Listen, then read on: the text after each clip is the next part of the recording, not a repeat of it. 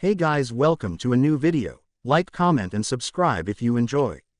Without any further interruptions, enjoy the What If. Chapter 5. Rejecting Reality. Chad panted as he fought to recover from the recent onslaught of attacks. In front of him, his orange-haired best friend was breathing somewhat heavier as well, though not as much as Chad. They had been sparring for the past 2 hours, with Ichigo fighting with his bare fists while Chad utilized his recently unlocked powers.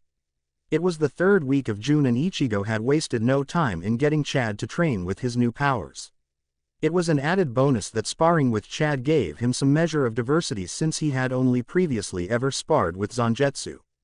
After finally catching his breath, Chad walked over to sit beside Ichigo on the soft grass located on top of Ichigo's private hill. Once more, he took the time to look around him, marveling at the perfect setup of Ichigo's chosen training location. The first time that he had been shown the place, Ichigo had explained how his first sensei, the person who had taught him Tai Chi and hand-to-hand combat, had revealed the clearing to him, mentioning that he, the sensei, would be leaving for a long time and it would be a waste if no one put it to good use. Chad absently wondered where the man was, considering that he had played such a vital role in shaping Ichigo into the person he was today. He realized that he wouldn't mind meeting the man sometime in the future.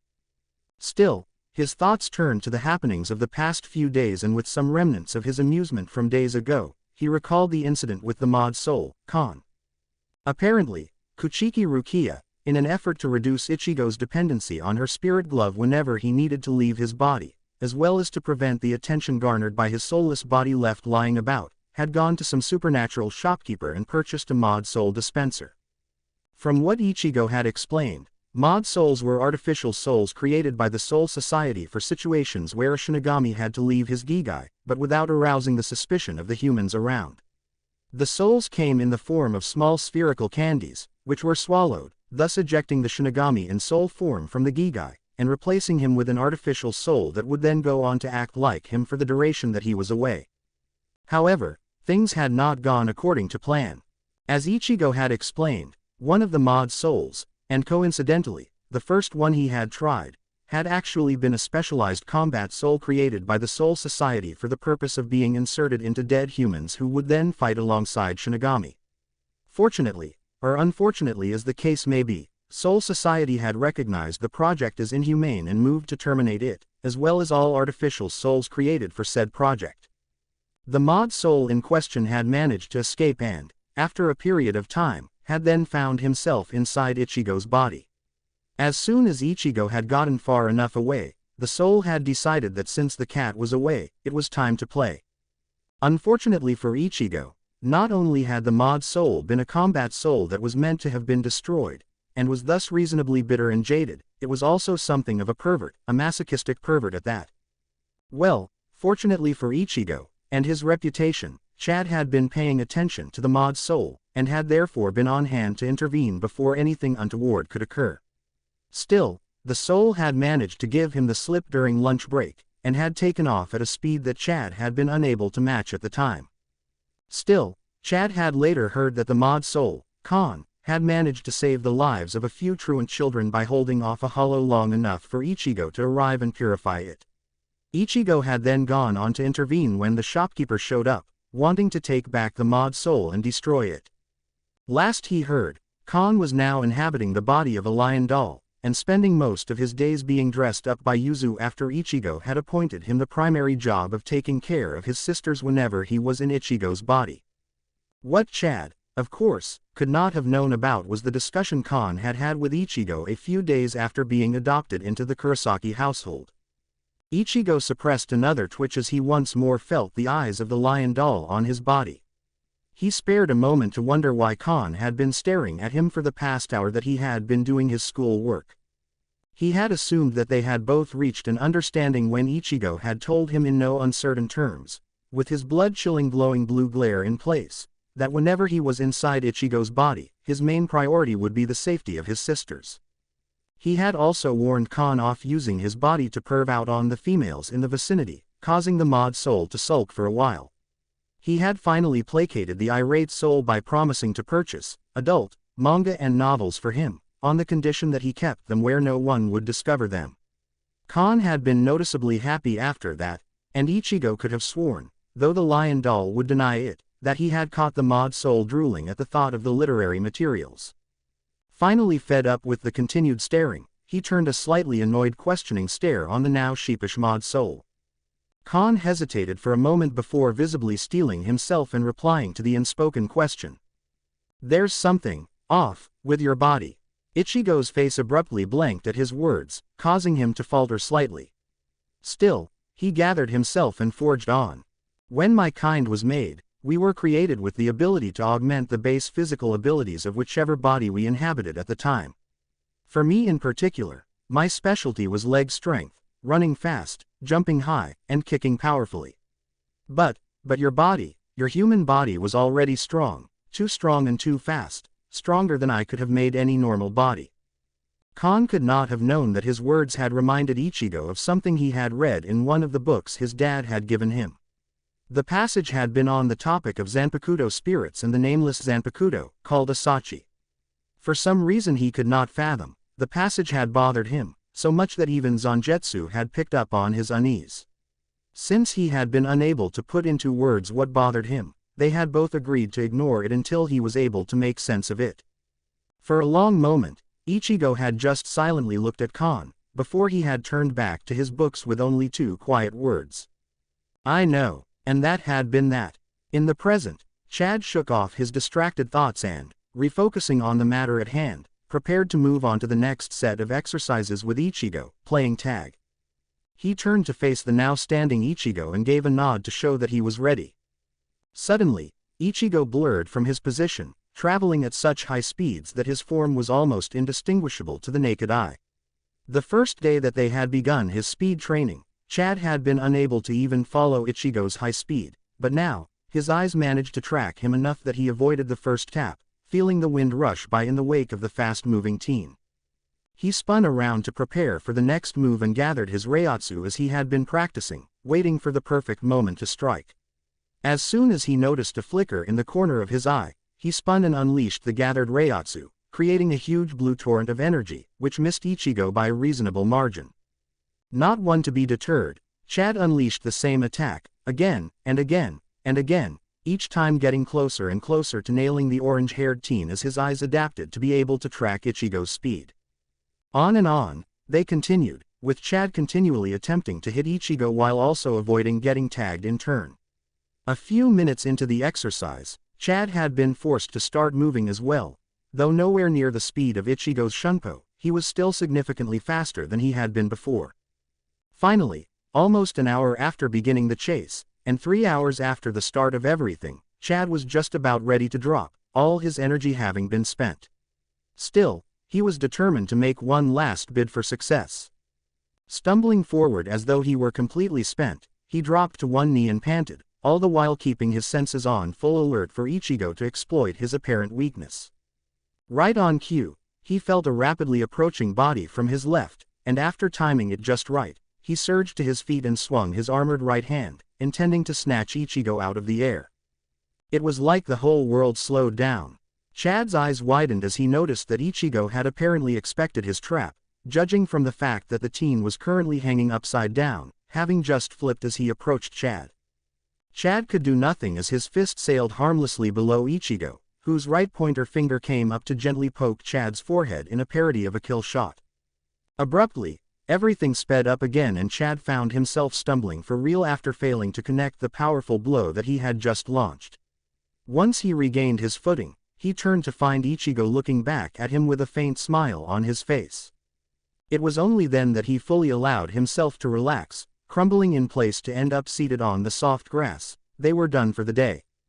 As was usually the case, Ichigo and Chad spent the next few minutes discussing Chad's performance and pointing out areas of improvement, mainly in the areas of utilizing his Reiatsu to bolster his speed. Once they were done with that bit, Chad reclined fully as he waited for his severely depleted stores of Reiatsu to regenerate. In the meantime, Ichigo assumed his usual pose for Jinzen and smoothly transitioned from the outside world into his inner world. Suddenly, he was ducking and rolling away from a powerful slash as Zangetsu attacked in a flurry of black and silver. With but a thought, His own fully released blade was in his right hand and on a path to intercept another attack. He was no longer fazed by such an assault since Zangetsu had taken to surprising Ichigo like this in an effort to keep him on his toes and to hone his instincts and situational awareness. Back and forth, they danced in a shower of sparks to the tune of lethal blades singing through the air and metal clanging off metal. At the 1-hour mark, they began to trade Kido attacks as well, introducing variety into their battle. It all drew to an end 2.5 hours later when Ichigo stumbled in fatigue, the toll of fighting with Chad for hours, and then with Zangetsu for even more finally showing up. It was enough of an opening for Zangetsu to disarm him and freeze him with his sword's tip at Ichigo's throat. With a pleased nod of approval, Zangetsu stepped back and offered his now free hand to his prone wielder. Ichigo accepted the boost into an upwards position and settled down on the roof of the building they had been fighting on. The two males took the time to catch their breath and recover from their trying bout. Even Zangetsu found himself out of breath and a little scuffed up, a testament to his wielder's exponentially growing skill. Ichigo, for his part, was lost in thought, caught in a flow of memories from years past. He let loose a soul-weary sigh as he thought to himself. It's that time of the year again. Tomorrow was the anniversary of his mother's death. Zangetsu cast his gaze on the teen sitting at the edge, just beside his standing form, easily picking up on the storm of his thoughts. His eyes traveled heavenwards as he spied the formation of a scant few number of clouds. Wordlessly, he dropped his left hand onto the orange locks by his side and remained silent when he felt the teen tense up beside him, as well as when said teen then relaxed against his legs, taking comfort from his ever-steady presence. He merely let loose a pleased hum as the clouds all vanished completely, leaving only a cool breeze and bright sun in their wake. Together, the two companions silently observed the serenity of Ichigo's inner world, basking in the peace and calm that permeated Zangetsu's domain. Yuzu bustled around the kitchen as she put the finishing touches on the picnic meals that she and the rest of her family would be enjoying soon. As her body moved through the long-since memorized motions of preparing the meal, her mind began to wander into memories of times past. She had been very young, too young, when their mother had been ripped away from their family. Most of what she could remember was the ache of eyes being forced to produce more tears than they could handle, the feelings of loss as she had to come to terms with the fact that there would no longer be that soft and warm body to catch her as she ran forward for a hug, and above all, the soul-deep fear as she wondered if her sister would be taken from her too, her brother, her father. Some scant few days into their family's mourning, she had looked up at the overcast skies and thought, with a sudden viciousness that was so unlike her. Good. The sun shouldn't be shining on anyone anymore. As she had felt Karen startle beside her, she had realized that she must have spoken that thought out loud. She remembered that she had ignored Karen's shocked look, eyes unable to turn away from the heavens which shed the tears that she was unable to. And then, on one of the days when she had taken to staring out at a gray world as the rain beat a relentless rhythm, she had felt hands, strong and gentle, and warm, encircle her and hold her tight. At first, she had been surprised, having not expected the hug. Then, to her further surprise, she had felt the wall of shock that had blocked off her pain, crack and crumble before the tide of her grief. It was there, in the embrace of her big brother, that she had finally broken down and wept for the mother that would never smile at her, never hold her and tell her it would be all right. She had cried so hard that when she was done, she had ended up with a headache and sore eyes. Yet, through her pain, her beloved older brother had been there, waiting for both her and Karen when they woke up, and tucking them into bed when they went to sleep. It had taken weeks, but eventually, Yuzu had found herself able to laugh again, able to smile, able to live. Her healing had been further bolstered when Ichigo had begun allowing her perform little things in the kitchen as he went about learning to cook for the rest of the family, as well as clean up after them and generally take care of both herself and Karen. Now, years later, whenever she prepared a meal, no matter who it was for, she did it for the brother who had put her world back together when it had been broken apart that rainy night years ago. Ichigo dropped into a squat as he gently put Yuzu down, having carried her the rest of the way to their mother's grave. Instinctively, he held out his hands to both of his sisters, choosing not to comment on how fast Karen was to grasp his offered hand. Together, with Ishin following close behind, the Kurosaki siblings moved forwards to kneel at Masaki's gravestone to begin their yearly family ritual. As always, Yuzu was the one to go first, then Karen, then Ichigo, and finally, Isshin. One by one, they all told Masaki about the important things that had happened to them in the past year. While they spoke, Yuzu passed out sandwiches and drinks to the others as Isshin spread out the mat by the grave. The family was lucky that the weather of the day was unusually clear and bright. For what felt like hours, the Kurosaki family shared their lives with their departed but ever-present mother, basking in the feelings of togetherness that their yearly ritual always inspired. Once they were done, Ichigo left his sisters with Isshin, knowing that Yuzu and Karen would spend the time changing the flowers by their mother's grave, a sort of sister bonding thing, while Isshin would keep watch over them. He picked up one of the remaining sandwiches and a drink, and made his way to a clearing not far from where he was. Rukia startled as she suddenly heard someone coming to a stop a few feet from her. Slowly, while admonishing herself for getting caught off guard, she turned to find Ichigo holding out a sandwich and a bottle in her direction with a raised eyebrow. Accepting the offerings with a grateful nod, she made way for him on the bench she was seated on. As she worked on opening her meal, Ichigo spoke, causing her to tense momentarily. "I see that your powers have still not returned." Noticing her still from the corner of his eyes, Ichigo continued. "In fact, if anything, they seem to be diminishing even more." As he finished speaking, he turned to find Rukia frozen with a slightly pale face and widened eyes. Noticing that he was looking at her, Rukia knew that she really ought not to bother with lying, and so, she gave a jerky nod. Ichigo let loose a weary sigh and asked, "Do you have any idea why that might be the case?" Slightly relaxing as her fears of Ichigo reacting badly to the apparent extension of his substitute duties were proven unfounded, Rukia turned her attention towards providing an answer to his question.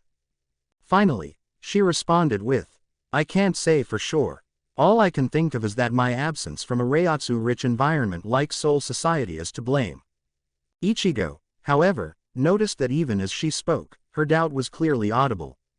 With a nod at her response, since it was the most logical one so far, he prepared to ask her another question when a scream pierced through the air. By the time Rukia had understood what she had just heard, Ichigo was halfway across the clearing, feet practically not touching the ground as he blazed a trail straight back to his sisters. He slid to a stop at the top of the stairs leading down to where he had left his family. In the blink of an eye, he took in the scene. His dad was passed out against a demolished headstone, and Karen and Yuzu suspended in the grasp of a relatively large and powerful hollow.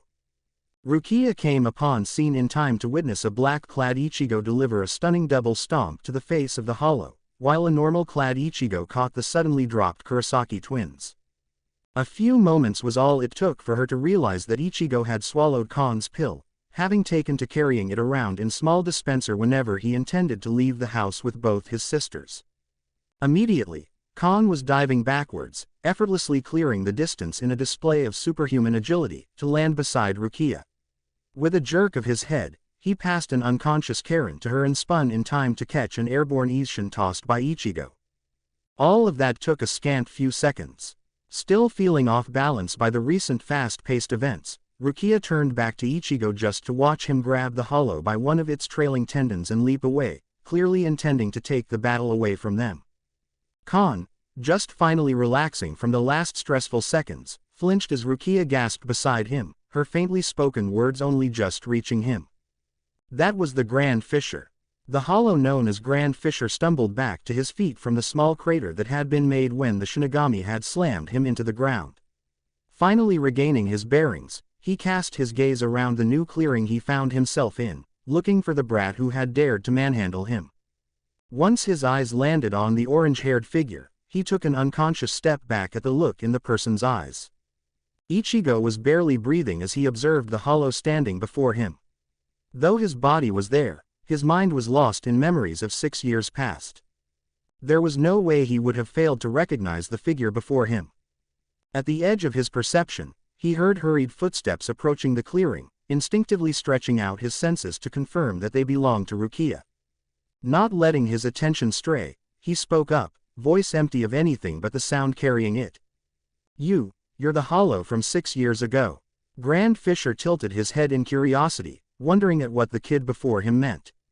Putting his words from his mind, he prepared to taunt the Shinigami when his voice died before leaving his throat as he finally tasted, the Reiatsu being released by his opponent.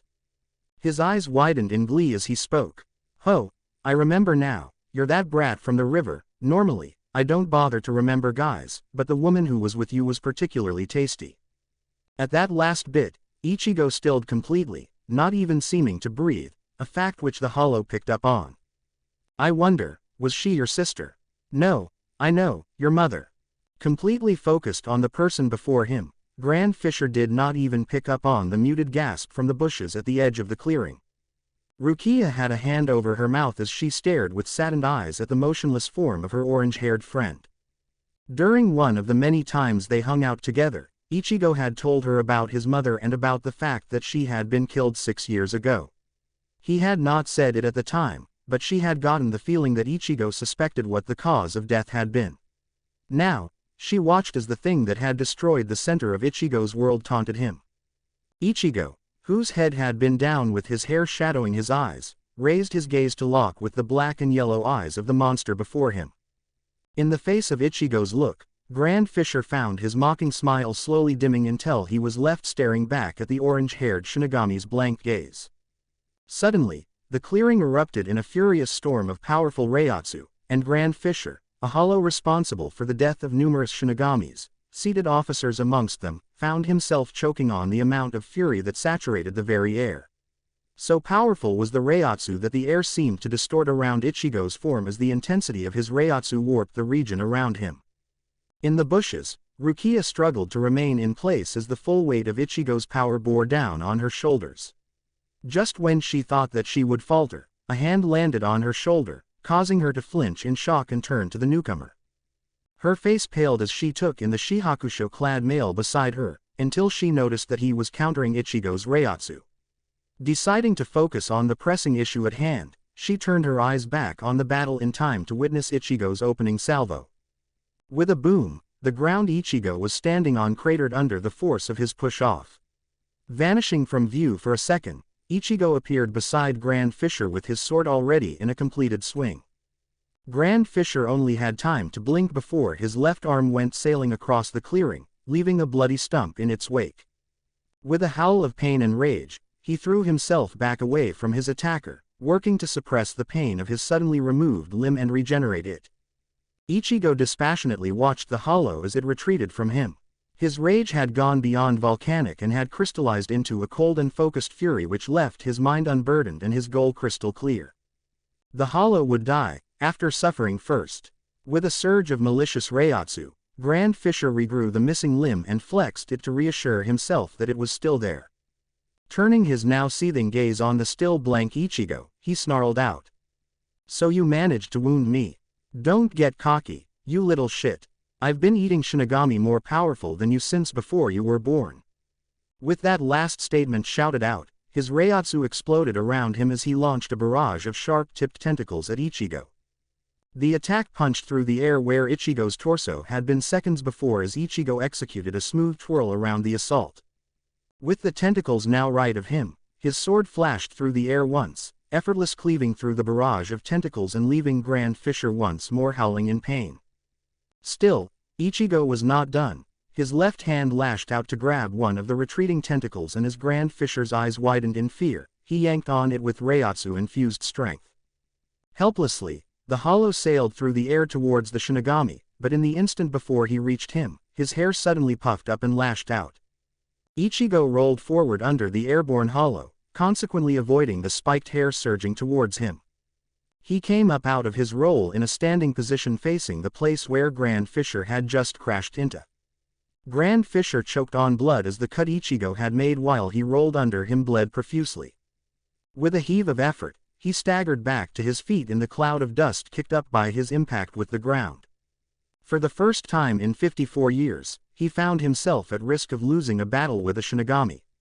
He wondered how he could turn the tide and reclaim victory, before he suddenly perked up as an idea came to him, causing his face to break out in a truly malicious smile.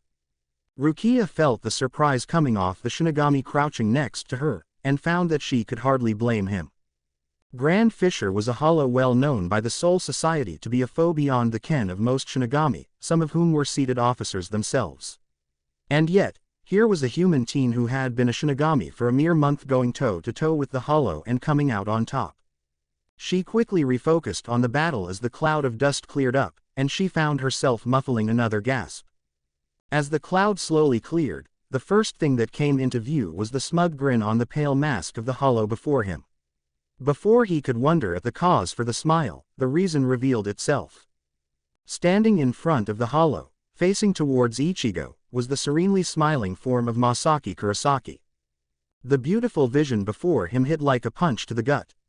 He stumbled back in shock as Masaki took a step forward, hand outstretched, lovingly beckoning him in death as she had in life. The storm of Reiatsu that had been raging around the teen flickered and then promptly died out as the image before him further damaged his already unstable mentality caused by being forced to face the thing that had killed his mother. Grand Fisher's smile widened even further as he saw the effect the dead woman had on his foe.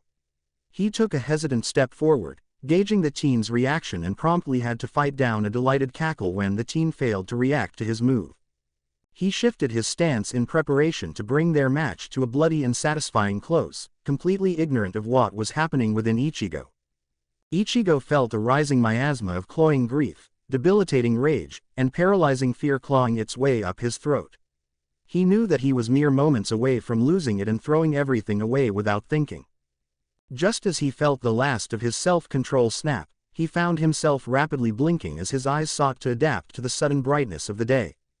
His gaze trailed upwards to take in the turbulent clouds in the sky of his inner world. He felt a hand rest on his shoulder but resisted turning to face his older companion. He did not want to see the disappointment that must be on Zangetsu's face at his falling into despair. He felt as Zangetsu let loose an exasperated sigh before he shifted. Ichigo sucked in startled breath as gentle and strong arms came up to wrap him in a comforting hug. He choked on air as he fought, and failed, to keep in the fury of emotions threatening to overwhelm him, and through it all, was Zangetsu's unwavering comfort. Slowly, after an eternal minute, the tide of grief, pain, loss, anger faded, leaving Ichigo completely spent and yet surprisingly lighthearted. With a faint nudge from his older companion, and a deep breath on his part, he felt his consciousness fade out from his inner world and opened his eyes to find the Grand Fisher leering back at him. Not a second had passed. From the depths of his soul, he felt a warm and soothing wave washing over him and Zangetsu's voice saying, "Look upon the sight before you, Ichigo, look beyond the surface and tell me what you really see." Ichigo's eyes slowly rose, taking in the beautiful face, loving smile, bright orange hair, and then finally meeting her eyes.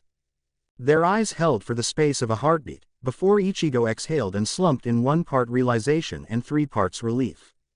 That was not his mother. No matter how perfect Grand Fisher's mimicry of his mother's visage was, he had failed to mirror the most defining trait of a living Kurosaki Masaki, the love her eyes always held when looking on one of her own. Though the smile aimed at him was his mother's, the empty gaze, devoid of soul and emotion, was the pathetic imitation of a being that could not even begin to grasp the emotion that was love.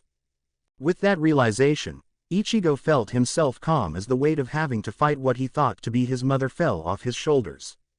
He straightened and fixed the hollow before him with a look that caused it still in its subtle advance.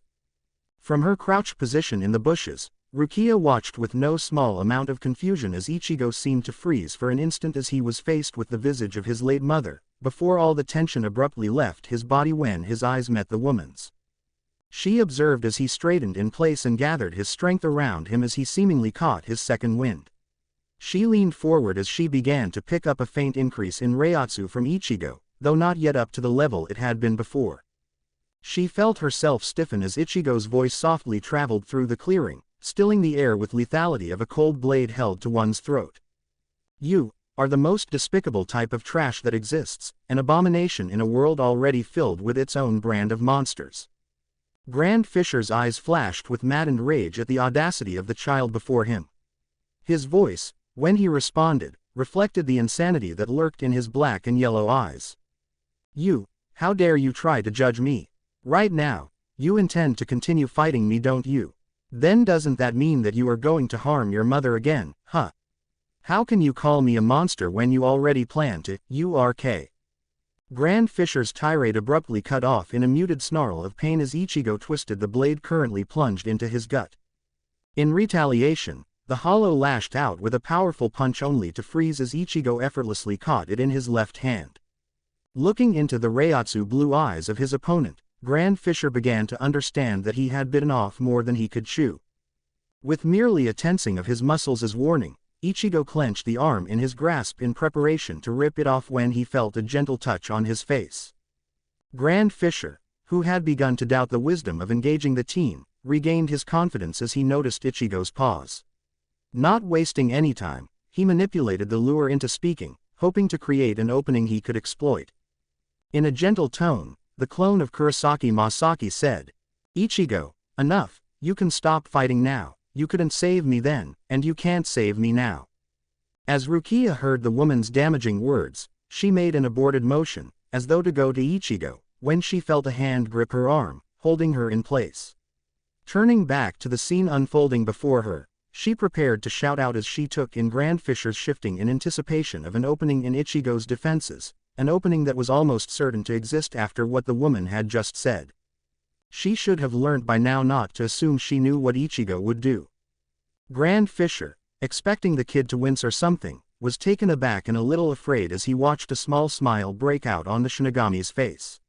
His confusion was replaced by the realization that he had probably just made his last mistake as Ichigo spoke. "If I was still unsure about you, that would have settled it for me."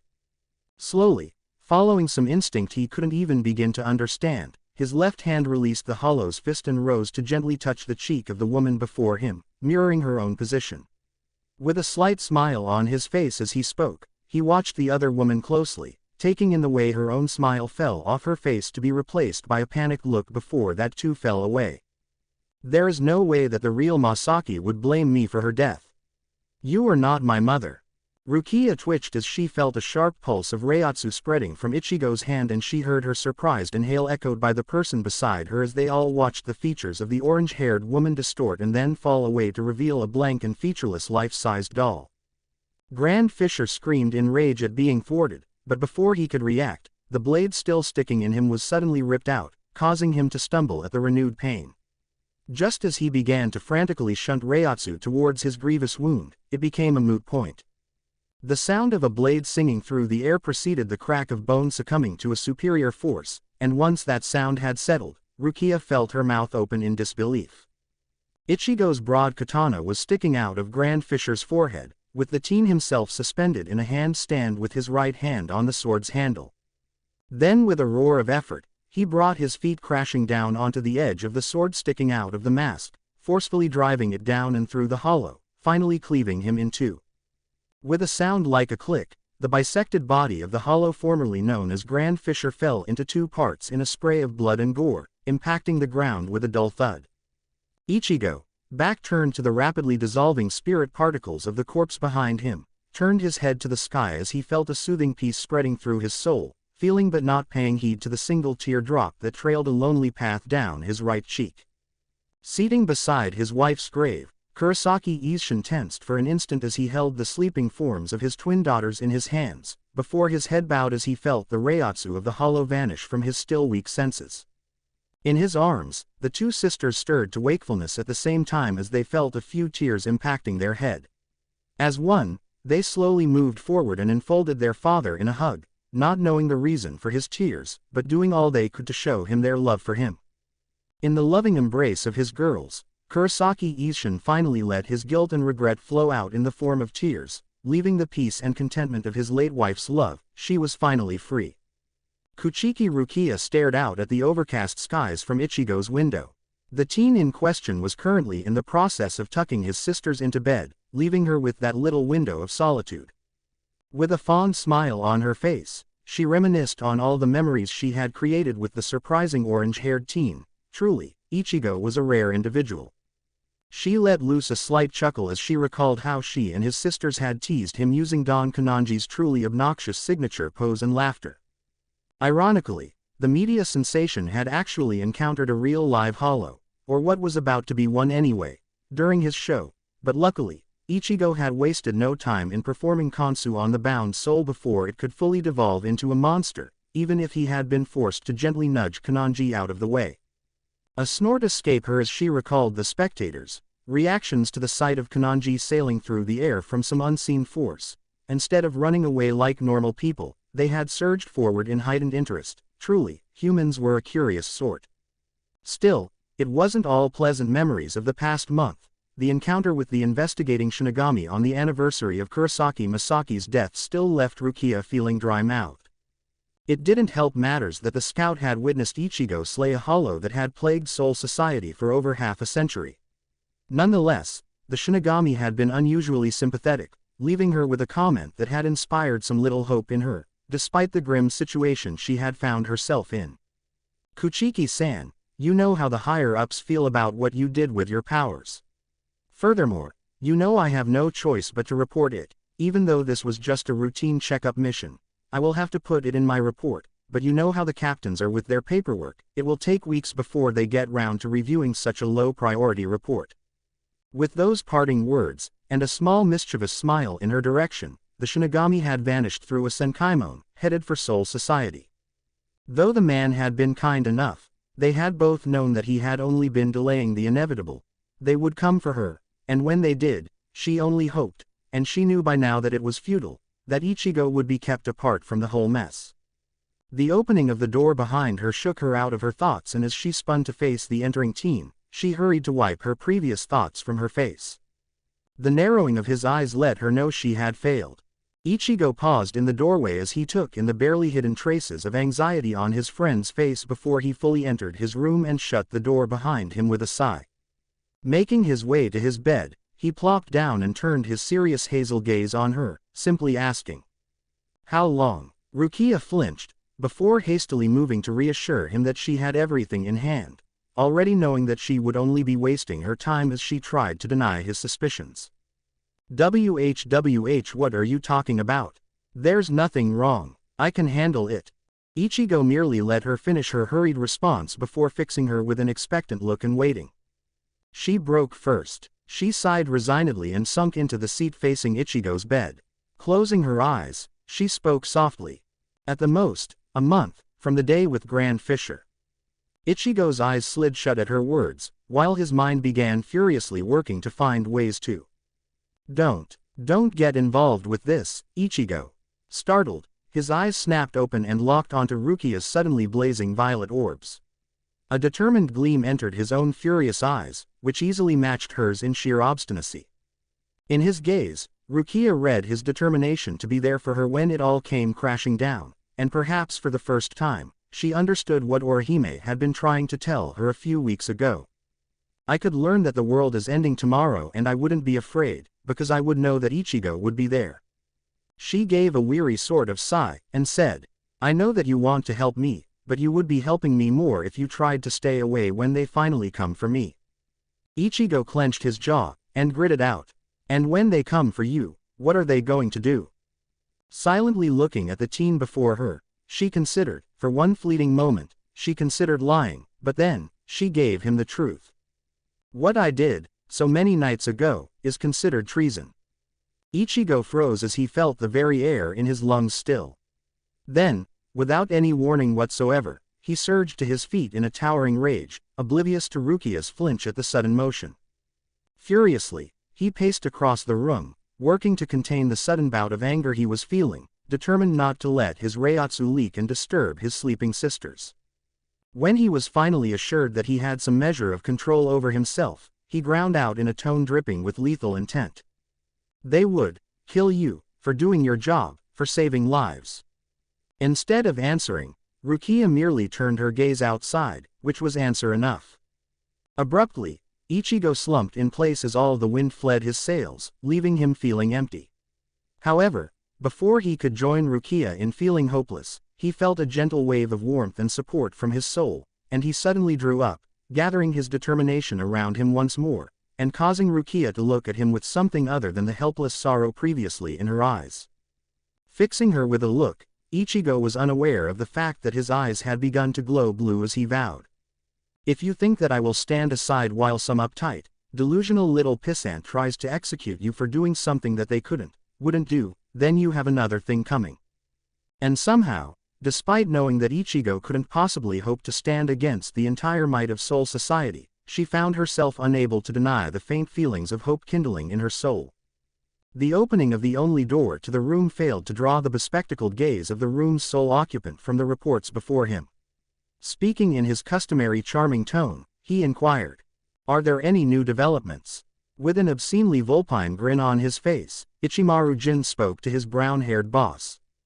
"Yeah, actually. Apparently, Grand Fisher bit off more than he could chew."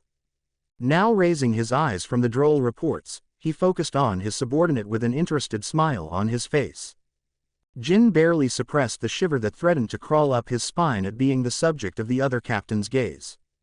In a casual tone, Sosuke Aizen inquired, "And, why are we just learning of this?"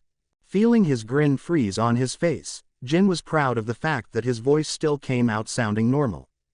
"No idea, I just learned it from some loud member of the 2nd Division. For some reason, it has just recently become common knowledge.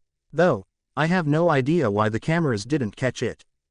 Letting out a contemplative hum, Aizen finally smiled as his mind came up with a possible explanation. More amused than anything else, he turned back to face Jin, feeling the ominously gentle smile on his face widen as his accomplice took an involuntary step back. He is growing better than I expected, much, much better." In the shadow of the tall building next to him, the stranger felt his captured prey wiggle in his hand. Clenching his fist, his ears picked up the crackling of the object as it was crushed by his superhuman strength. Letting his fist unclench, his sharp gray eyes followed the smashed remnants of the reconnaissance device. With his task done, he spun and vanished from the alley he had stood in, the flutter of his white and green jacket, and the click-clack of his wooden sandals, the only proof that he had been there moments before. Ichigo, Chad, and Rukia made their way towards Karakura Middle School to watch Karen's soccer match. Chad had accepted Ichigo's invitation to hand out with him and Rukia, while Orihime waited with Tatsuki who had karate practice that day. Earlier that day, the results of their exams had been posted and the majority of his class had once more been stunned by Ichigo's performance. Somehow, no matter how they looked at it, they just couldn't wrap their heads around someone like him coming in at 3rd place in their year, just behind Orihime and Ishida Ryu. Keigo had wasted no time in bemoaning that fact, an issue further aggravated by Chad's similarly impressive position of 10th place. As was par for the course, he had been summarily ignored. Now, as the 3 classmates made their way to their destination, Ichigo and Chad shared a slightly amused look, before abruptly drawing to a halt, startling Rukia who overshot them. Before she could express her indignation at the sudden stop, Ichigo spoke into the empty air before him, tone unmistakably amused. "Is there something I can help you with, Ishida-san?" Whirling as she picked up soft footsteps, Rukia's eyes landed on a slim bespectacled brunette, absently noting that he was in the same class as them. Ishida Ryu's slender hand came up to adjust his perpetually slipping glasses, resulting in an ominous flash of reflected light off of them. With a slightly haughty and contemptuous tone that hid his surprise at being found out, he responded, "I'm surprised you sensed me, Shinigami." Neither Ichigo nor Chad, who had turned to face the newcomer, visibly reacted to his words, though their eyes gained hardened glints in them. Rukia, on the other hand, couldn't keep herself from tensing at Ishida's words, her surprise at his knowledge of Ichigo's identity visible. Continuing on before any of the 3 could respond, he said, "Though, perhaps I shouldn't be too surprised, considering how much better you have gotten at keeping your Reiatsu under control over the years." Ichigo merely raised an eyebrow as he interpreted that to mean that Ishida had been sensing him for years now, given that his Reiatsu output a while back had been unregulated. Deciding to finally contribute to the discussion, Ichigo replied, "That still doesn't answer my question. Is there something I can help you with, Ishida-san?" For a moment, Ishida was quiet, leading the 3 friends to believe that he would fail to respond, before he spoke softly in answer to Ichigo's question. "You know, of all the beings in this world, there is none more despicable than a Shinigami." At the focused hatred in his voice, Chad and Rukia shifted in caution, both wondering if the teen was about to do something drastic. Ignoring the tensing of the 2 beside him, Ichigo simply met the burning gaze of the brunette before him, remaining silent in the face of Ishida's hateful words. Suddenly, Ishida tilted his head to the side, as though listening to a faraway sound, before he smoothly raised his left hand and spun to the right, while spreading his legs in a perfectly balanced archer's stance. Just as Rukia was about to question his action, her eyes were drawn to the gleaming silver cross on the teen's wrist as it tinkled like a small bell. Before anything else could be said, all three classmates twitched as a crackling bow made of blue reishi spirit particles suddenly erupted into existence in Ishida's left hand. Gracefully drawing the bow, a matching blue arrow flashed into existence, before it was released, sailing through the air with the effortless ease of a hot knife slicing through butter. Following the trajectory of the projectile with their eyes, Chad, Ichigo, and Rukia watched as it pierced the head of a hollow that had suddenly materialized some distance away. Hearing the sound of the bow being dismissed, they turned back to watching Ishida, and it was Rukia who was the first to react to recent events, disbelief evident in her voice. You must be a Quincy." Smirking softly at the Shinigami, he responded in a sardonic tone. "Correct, Shinigami Kuchiki Rukia. I am a Quincy, a mortal enemy of the Shinigami." At that, his hand swiftly came back up with his suddenly materialized bow in them, an arrow knocked and steadily trained on Ichigo's chest. Chad made as though to move forward, but a slight gesture from Ichigo had him subsiding, though he did clench his fist in preparation to intervene at a moment's notice. Instead of reacting defensively to Ishida's blatant threat, Ichigo said, "You know, that is all very interesting, yet, you still haven't told me what you want with me."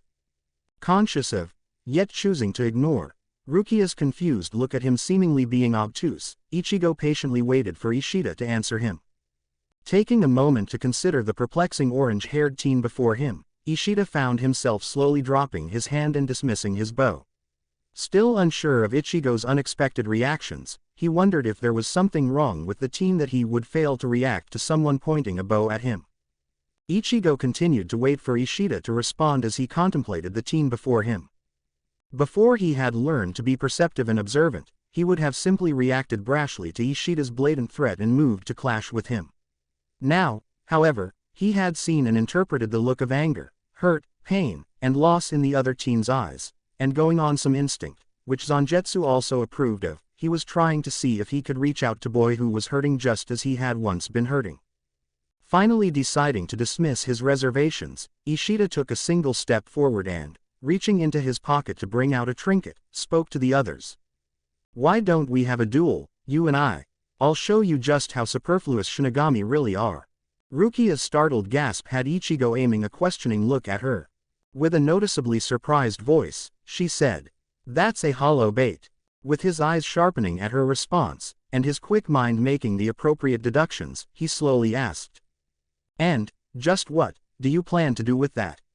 With a superior smirk on his face, Ishida replied, "I will crush this and lure a number of hollows here, the one who kills the most within 24 hours wins." Ichigo was silent as his penetrating gaze rested on the teen in front of him, before he slightly shook his head with a soft chuckle, and a faint feeling of disappointment, and promptly turned away from Ishida, while tossing over his shoulder. "Thanks, but no thanks." With a look of anger on his face at being so callously dismissed, Ishida stepped forward and snarled, "Are you such a coward that you are unable to lift a finger without Kuchiki Rukia's permission?" Seeing Ichigo freeze in his departure, Ishida allowed his smirk to reappear on his face, before it was abruptly wiped off by Ichigo's words. "Actually, it just occurred to me that if you are willing to endanger this town, and all the innocents in it, over something like your pride, then you are lower than the Shinigami you so despise." His piece said, Ichigo continued walking away, once more joined by a stoic Chad and a hesitant Rukia. Behind them, Ishida Ryu remained frozen as Ichigo's words penetrated his mind, sparking off a rage the likes of which he hadn't felt since he had watched his grandfather die due to the failings of the Shinigami.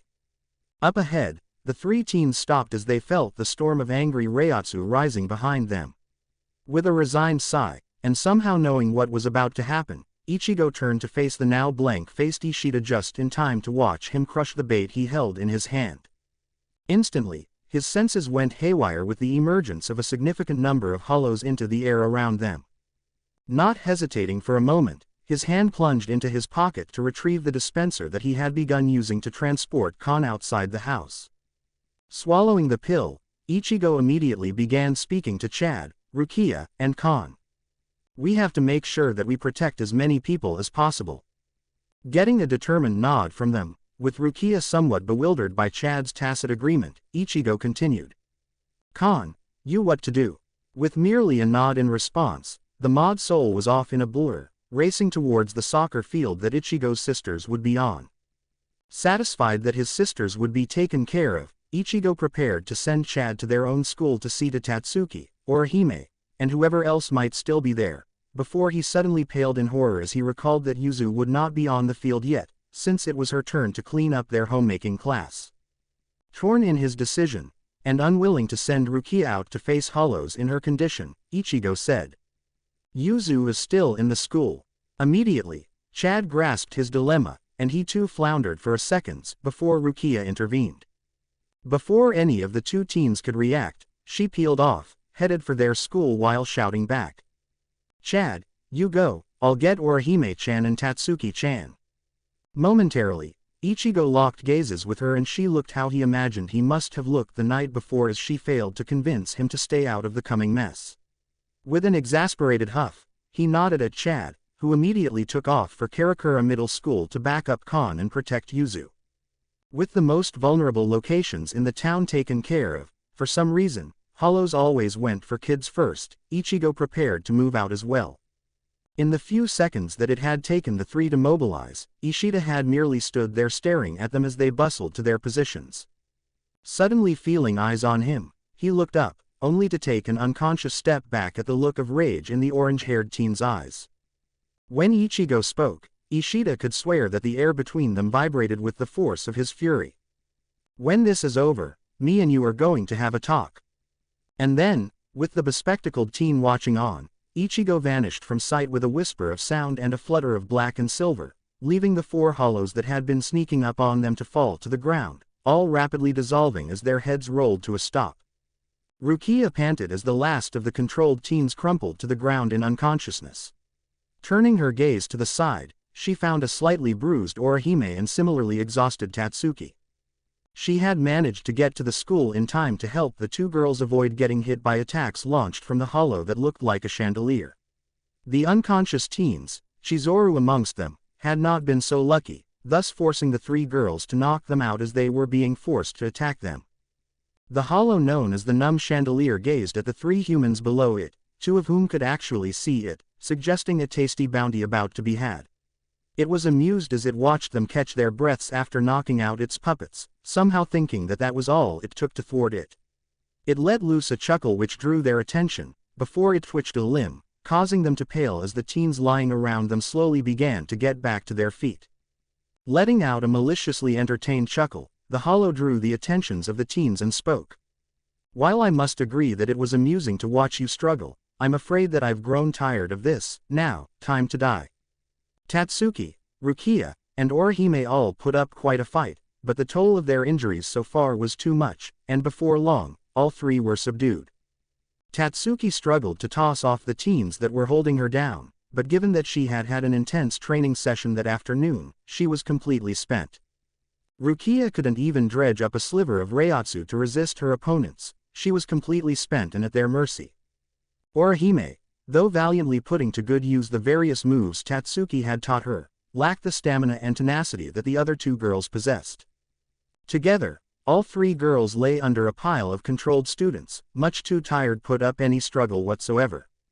Numb Chandelier cast a satisfied gaze onto the finally subdued teens, practically drooling at the upcoming feast. Deciding to twist the knife further, having learnt that feelings like grief, rage, and sorrow added flavor to devoured souls, it spoke. "You know, I think that I shall have two of you kill each other while the third one watches." Orihime, following its gaze to Rukia and Tatsuki, frantically struggled to get away from the arms pinning her, causing her captive to land a painful blow on the back of her head, forcing her face into the concrete of the roof and leaving her dazed. Tatsuki, seeing what had happened, let loose an involuntary cry of alarm. Orihime, chuckling to itself, the hollow drew a bead on the two brunettes and prepared to fire off headshots.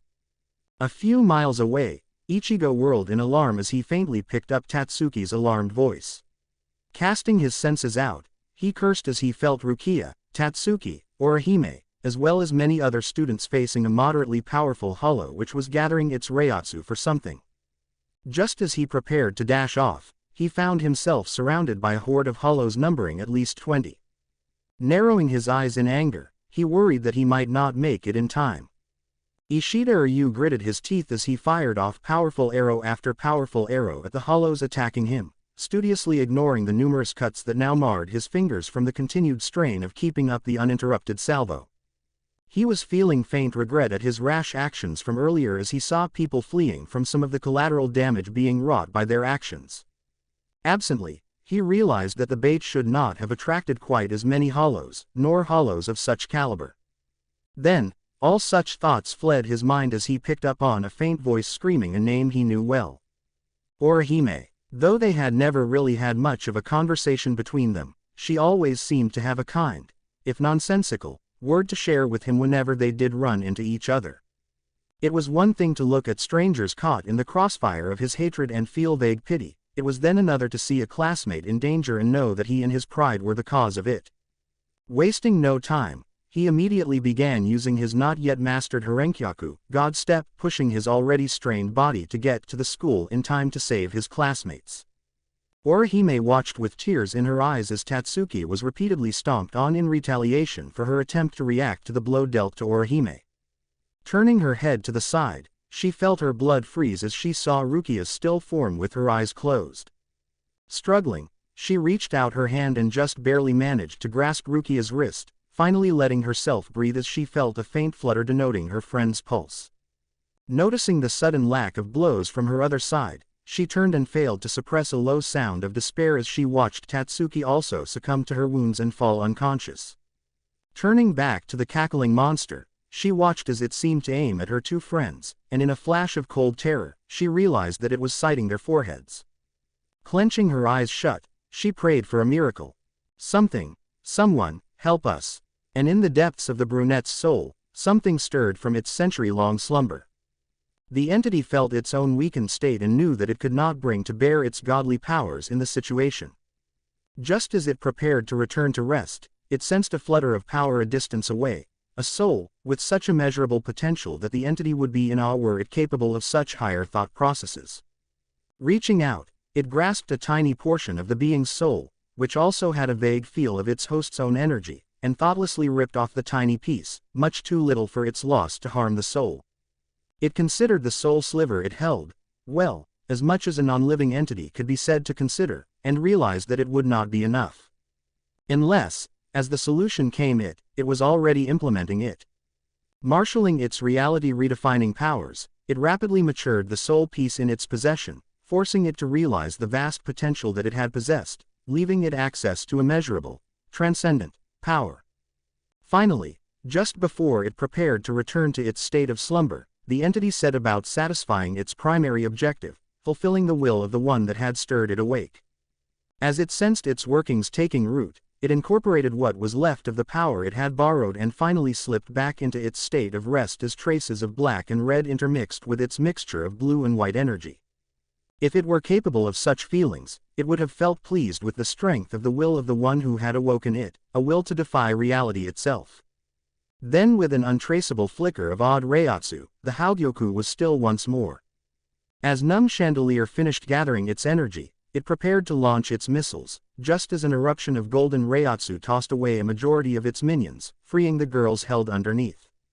Flinching in shock, it involuntarily let loose its projectiles, vaguely noting that its aim was still on target.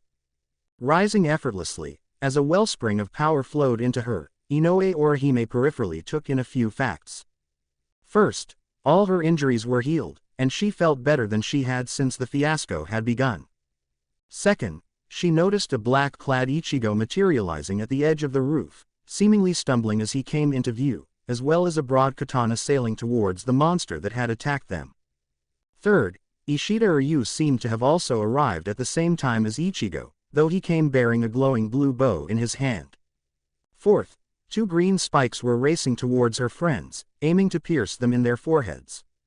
Fifth and final, Her arms were rising of their own volition with her palms facing the monster before her. A second before the missiles reached his classmates, Ichigo struggled to regain his balance after the muted spike of pain that he had felt all the way in the depths of his soul. As he watched his sword skewer the hollow in its face, he knew that it had been too late to halt its attack. He was also in no position to intercept the attack about to hit Rukia and Tatsuki. Ishida's arrow pierced the hollow a heartbeat after Ichigo's sword did. Even as he tried to manipulate the spirit particles around him, he knew that his body was too strained to protect his classmates as the attack neared them. With the spikes inches from their position, Orihime's voice cut through the despairing silence, speaking words that seemed to flow forth from the depths of her soul. Santen Keshun, I reject. Ishida and Ichigo gaped as a glowing gold shield sprang up in front of the three girls, easily deflecting the two projectiles aimed at them.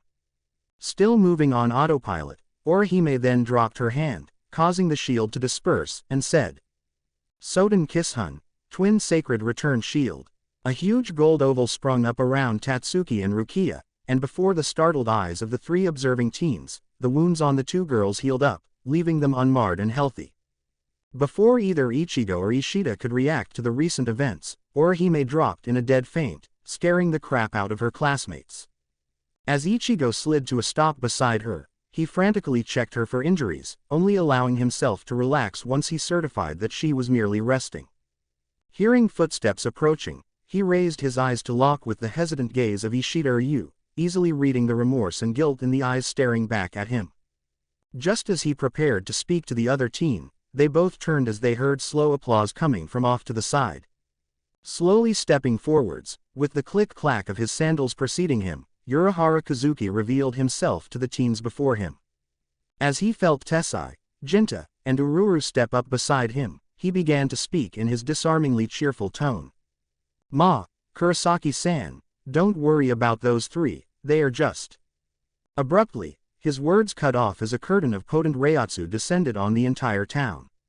Eyes widened in visible surprise and no small amount of disbelief, Kazuki turned his gaze upwards, causing the others to follow his lead, just in time to witness a crack appear in the fabric of space high above the town. While the others gaped in stunned silence as the air was rent apart to reveal an endless swirl of darkness, Kazuki lowered his head in thought, his quick mind easily deducing the cause for the presence of the new foe. Standing from his crouched position, Ichigo made his way towards Kazuki's group, as did Ishida. Absently, his right hand reached to his side and caught his suddenly approaching sword, too distracted to notice the reactions of those around him at the act. Together, the gathered people watched as a towering giant hollow, clad in a long-nosed white mask and flowing black robes, stepped through the portal into their world, bringing with it a vast horde of airborne hollows. Ichigo gripped his sword tightly as his eyes narrowed at the new arrivals making their way towards the town. Just as they all prepared to leap into battle, a gasp from behind drew their attention to a pale and shaking Kuchiki Rukia. Following her gaze, they looked up to find two other cracks in the sky, which were rapidly opening, and in each of their depths, a hint of a huge long-nosed white mask. Chapter 6. Hornet's Nest. Ichigo's fingers were white as they tightened on the hilt of his sword. His eyes were disbelieving as he took in the veritable swarm of lesser hollows flooding in from the three portals torn open by the towering long-nosed monsters. Perhaps sensing his regard, though it was more likely that they sensed the concentration of potent reiatsu on the rooftop of the school, the skyscraper-sized hollows turned their gazes on the party gathered with Ichigo, and in a few lumbering strides, they all stood side by side, facing down the group from up high.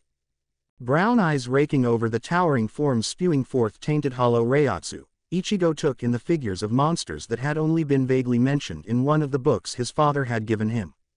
Menos Grande, a mindless hollow comprised of hundreds of hollows all devoured by their own unending hunger and drive to evolve to the next level. All that the book had mentioned was that if a Shinigami below the level of a lieutenant encountered one, said Shinigami was to flee at the earliest chance. Now, they stood facing three of them, alongside an uncountable swarm of lesser, but still dangerous, hollows. Just as he was about to succumb to the panic that was threatening to swamp him, he paused, actually deciding to observe with more than just his eyes. It saved his life. Tensing at the subtle but steady rise in reiatsu from the three huge hollows before him, he felt the blood drain from his face as his sharp eyes made out a tiny red orb in front of each of the three hollows' mouths. Taking a step forward as he deduced what was about to happen, his motion snapped his companions out of their shock, causing Rukia to focus on him, no doubt intending to chastise him for what she perceived was thoughtless haste. Yet, before she could begin, Ichigo's voice cut her off, gaining the attention of everyone else, Ishida in particular. "Ishida, I know there are issues between us at the moment, things which we will be talking about later. However, at the moment, we need to put that aside and work together." Seeing the reluctant acceptance in his rival's eyes, he turned back to face the hollows which had almost finished preparing their attack. Taking in the glowing red orbs aimed at them for the first time, Rukia gasped in horror as she realized what was about to happen. Easily deducing that Ichigo planned to go ahead to face them, she shouted from her position on the floor, struggling to get to her knees as she did so. "Where do you think you're going, Ichigo?" Pausing with his back to the girl who had come to be such a friend to him, he replied calmly. "I am going to buy us some time." With those words, and before any of the others could stop him, he pushed off from the floor, leaving a swirl of dust behind him. Blinking in surprise as their eyes lost track of him for an instant, they all focused on the three Menos Grandes just in time to see Ichigo materialize next to the head of the leftmost of the three hollows seconds before they fired off their charged attack. As he appeared next to the hollow's head, Ichigo was already in motion. An instant before the three released their attacks on the group below, his roundhouse kick connected with the side of the leftmost hollow's face, wrenching its head to the side and causing the middle hollow to take the hit at point-blank range. The unexpected attack to its face caused the hollow situated in the middle to misfire its attack, leaving the gathered Reiatsu nowhere to go but back to its owner. With a burst of blinding light and explosion of sound, the middle hollow's attack backfired, forcing the spectators to turn aside lest they be blinded. Once the light died down, they were able to refocus on the Menos Grandes before them and they were amazed at what they saw. The hollow in the middle of the trio, having taken the full brunt of the redirected Sero, was left with a severely damaged mask, seemingly seconds away from shattering. The hollow to its right, having only suffered through the shockwave of the misfired attack, which fortunately caused its own attack to veer of course and even obliterate a group of hollows floating a ways away, got away with a few scuff marks on its otherwise pristine mask.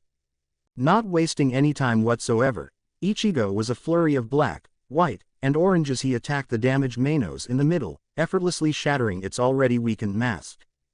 Back-flipping away from the steadily decomposing corpse, he landed next to Urahara who had been keenly observing his actions with an interested gleam in his gray eyes. Turning to face his friends, who were currently staring at him in silence, he asked, "So, Ishida, what have you come up with?" Spluttering in surprise at the sudden question, Ishida rearranged his glasses in a transparent bid to disguise the fact that he was fishing for more time, before his mind finally latched onto a possible approach to dealing with the remaining two Menos Grandes.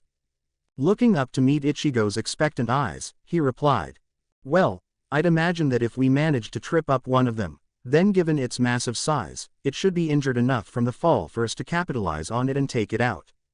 Raising an eyebrow in interest at his proposal, Ichigo was about to reply when the overlapping roars of the heretofore forgotten smaller hollows reached the group, causing them to spin in place to face the incoming horde. Realizing that they would be getting attacked on two fronts very soon, the teens were about to reconsider their plan of attack when the closest wave of hollows abruptly vanished under an unrelenting spray of bullets. Flinching in shock at the sudden turn of events, the teens focused, not on the perpetually shy black-haired girl standing next to the mysterious shopkeeper, but on the massive bandage-covered smoking gun held daintily in a tiny hand. Turning as one, the bewildered teens met the cheerful face of the blonde-haired shopkeeper as he waved his fan at them, chirping out, "Don't worry about the small fry Kurosaki-san, we'll take care of them. You just worry about the other two."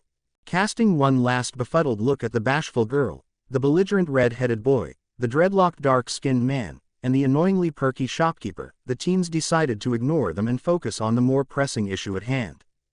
Tightening his grip on his sword, Ichigo said, "Rukia, take care of Orihime and the others. Ishida, aim for its face, weaken its mask.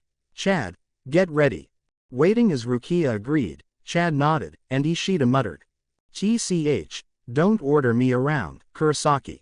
Ichigo once again took off towards the hollow he had kicked in the head, aiming for its feet as it continued its steady approach with its second companion at his side.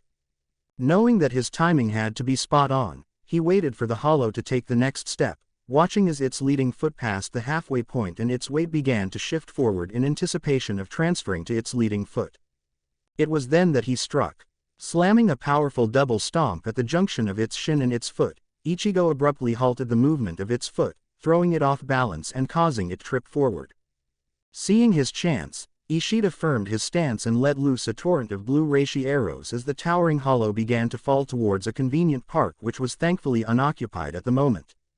As the hollow fell forward into the rain of arrows, its mask was continuously pelted by an endless stream of arrows, leaving numerous chips, dents, and minuscule cracks in it, all of which, while individually negligible, added up to significantly weaken the hollow's mask. Just as the hollow was seconds away from crashing into the ground, a pulse of odd reiatsu had Ishida and those still with him turning to notice Chad running to the place where the hollow's head was going to land. With the group watching on, he launched himself into the air, easily clearing the dozen feet between the ground and the falling hollow, and with their eyes widening in surprise, his right arm erupted in a furious explosion of reiatsu, which cleared to reveal a black and purple-colored armor coating it. With a roar of exertion, he smashed his armored arm into the hollow's mask moments before the pent-up reiatsu exploded out of his fist, effortlessly blasting through the Menos, facing out the back of its head. Chad landed lightly and turned to watch as the defeated hollow dissolved into reiatsu particles. Sharp silver eyes catalogued Chad's revealed form, gauging his reiatsu and pressing his new signature into his memory. How interesting, thought Urahara Kazuki, things are really beginning to move forward. Rukia just managed not to gape at Chad's recent actions, wondering how she had missed such a change in her friend, and, here she flicked a glance at the swiftly returning orange-haired teen, how Ichigo had managed to keep this from her. Ishida, meanwhile, clenched his jaw as he took in the effect of Chad's attack, admonishing himself for failing to notice when Chad's innate reiatsu was unlocked. Ichigo had a small smirk on his face as he took in the looks on the others' faces once he landed on the roof, with Chad not too far behind him. His smirk only widened when his eyes met Rukia's narrowed ones. For the moment, they had forgotten about the third Menos. Yet it had not forgotten about them.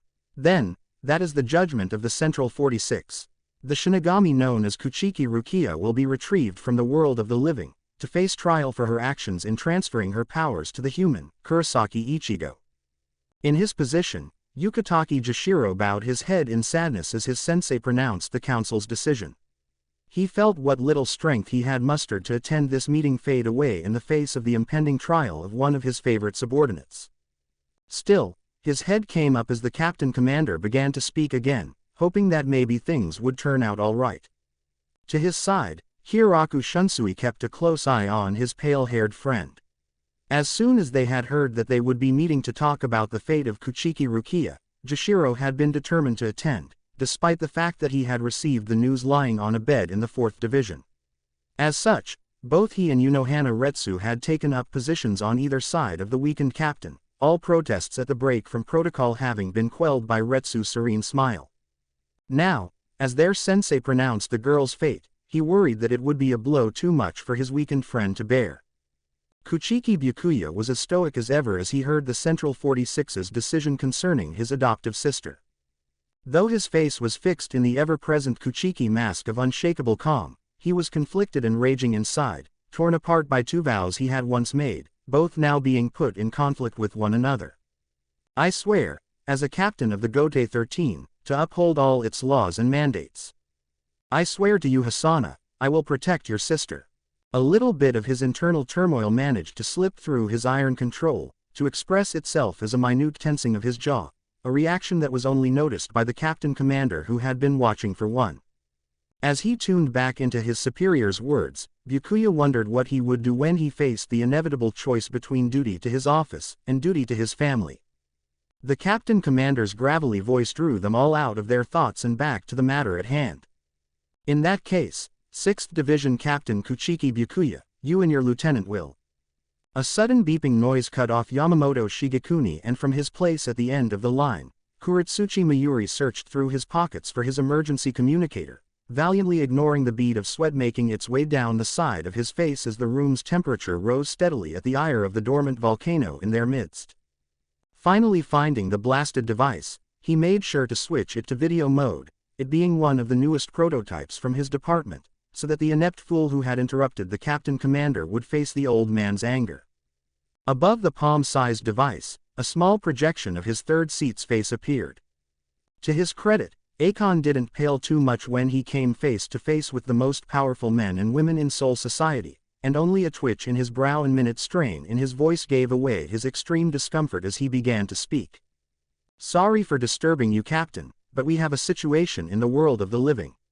15 minutes ago, there was a large incursion of hollows in Karakura town and..." Here, the captain of the 2nd Division cut him off harshly. "Why are you only mentioning this now if it happened 15 minutes ago?" Swallowing visibly as he faced the pint-sized assassin, Akon evenly responded. "That is because we wanted to make sure our sensors were not malfunctioning, since they were registering the presence of over 300 moderately powerful hollows." Silence descended on the room as he delivered the estimate.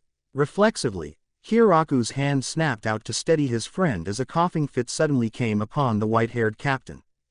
Karakura town, being one of the spiritually richest regions in the human world, had long since been marked as a place of interest by the Gote 13, and even more so by certain captains in the group, the 3rd, 5th, 9th, and 1st Division captains. Akon coughed, indicating that he was not yet done with his report. Furthermore, the sensors picked up the presence of Menos, 3 of them. It was too much. Jashiro swayed in place and collapsed to his knees as his body was racked by a powerful coughing fit at hearing Akon's news. With swift and sure hands, Yuno Hana was with him in an instant, hands glowing with healing Reiatsu as she combated the coughs plaguing him.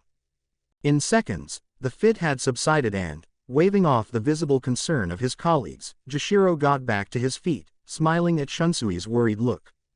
Yamamoto shifted in his seat, easily garnering everyone's attention as he prepared to respond to the 3rd seat's report, yet he was interrupted once again. A startled exclamation echoed through the communicator, causing Akon to face off-screen for a few seconds, before he refocused on the communicator with his features visibly surprised. His voice, when it came, shook with his disbelief. "Belay that, now, there is only one Menos left, and about 50 hollows."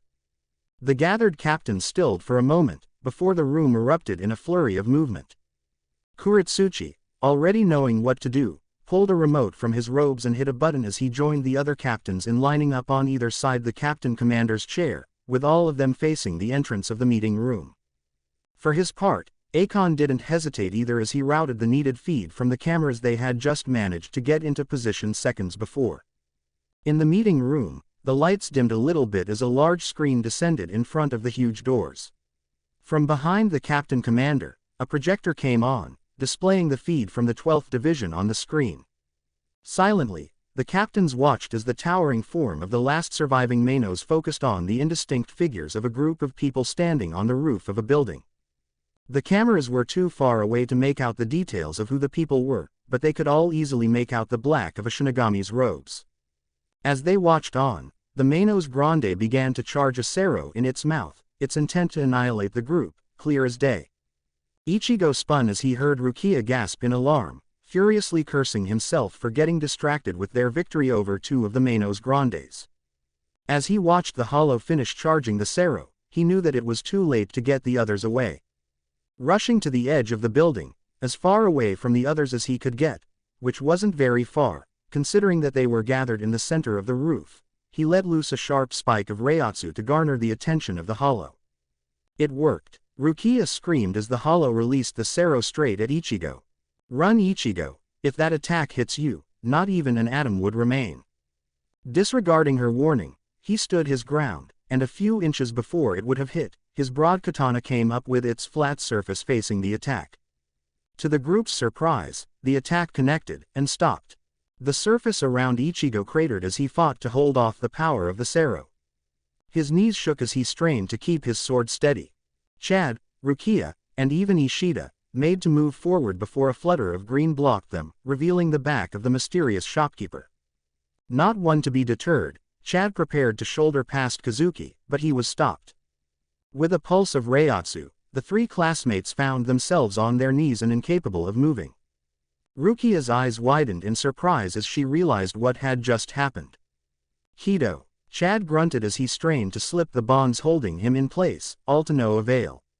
Ishida clenched his jaw at being helpless in the situation he had brought upon the town by his own actions. Kazuki's voice was cheery with a sharp undertone as he replied to their silent consternation. Now, just watch, I think something interesting is just about to happen. His words had them refocusing on the now kneeling Ichigo, who was bathed in the red light of the hollow's attack. Wondering at what the annoying shopkeeper meant, their questions were answered as they all began to pick up a steady rise in Reiatsu coming from Ichigo. Where before, Ichigo's Reiatsu had been a constant output at about the level of a seventh seat, since he had taken to suppressing it, it was now steadily rising as he struggled against the Sero. Ichigo, for his part, nearly faltered as he felt a part of his soul suddenly surge forward without warning. He just barely managed to keep a hold of his stance at the unexpected spike in power. With a slightly panicked voice, as he fought to simultaneously hold the attack off and keep a hold of his own suddenly out-of-control power, he asked, "Zangetsu, what the hell is happening?" From the depths of his soul, his companion replied, voice noticeably strained as he too sought to stabilize their power. "I don't know, Ichigo." Even as he heard Zangetsu's answer, he was already looking for a solution to the new problem, and he found it, at about the same time as Zangetsu arrived at the same answer. Moving more in sync than they ever had before, they began to shunt the sudden power surge into the broad katana Ichigo was currently wielding. Zangetsu worked to smoothen out the turbulent Reiatsu and make it accessible to Ichigo, while Ichigo worked to pack it into the sword and keep it from escaping, yet. With the group, eyes watched as Ichigo's sword began to glow a bright light blue color as his Reiatsu continued to rise past the level of a third seat in the Gote 13. As he felt the strain vanish from inside him, Ichigo suddenly realized that he had no idea how to proceed with step 2 of their plan. Before he could panic anew, however, he felt Zangetsu's presence surrounding him, steadying him as he prepared to carry out his next action. Slowly, but surely, Ichigo straightened from his bent position, steadily rising under the pressure of the Sero. With a shout of defiance easily heard over the noise of the red beam of death, he swung his sword, slicing through the hollow's attack, and at the pinnacle of his swing, he let go. From the outside point of view, it was like a crescent-shaped wave of blue energy suddenly exploded from Ichigo's position, effortlessly splitting the Sero and slamming into the face of the hollow. As the Menos reared back from the counterattack, Ichigo leaned forward and suddenly vanished. Kazuki's eyes widened as Ichigo flickered out of view, his thoughts incredulous as he realized what he had just seen. Shunpo. Ichigo reappeared above the hollow, which still had its head thrown back from the backlash of Ichigo's assault, with his sword raised above his head and glowing like it contained the sun, or more aptly, the moon. With a roar, he swung his blade down, and from its tip, a larger and far more powerful crescent wave of Reiatsu erupted, cleaving through its face with ease. For a moment, the Menos stood there with its face upwards and facing Ichigo, before with a sound like a click, a line appeared in its mask, going from top to bottom down the center. Slowly, the towering monster began to fall backwards, already dissolving into spirit particles in the face of its defeat. Panting at his recent ordeal, Ichigo landed heavily on the roof, dropping to one knee in fatigue. As one, Chad, Rukia, Ishida, and the recently awoken Orihime, all rushed to him, concerned, though almost unnoticeably in Ishida's case, for his well-being. Ichigo was still in the process of assuring them that he was fine, if just a little bit tired, as well as being scolded for his reckless actions, when Urahara and his troop reached the teens. With his ever-present fan fluttering in front of his face and blatantly ignoring the glares aimed his way from Rukia, Chad, and Ishida, he said, "Well then, now that that's taken care of, how about we retire to my shop?" Back in Soul Society, the captains were all silent as the projector switched off and the screen ascended back into the ceiling. Without saying anything, they all returned to their previous positions and waited for someone to break the silence. They didn't have to wait long.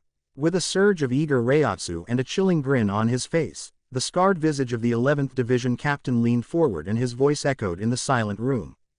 "Interesting, very interesting, I want to fight that kid, it promises to be fun." Quote.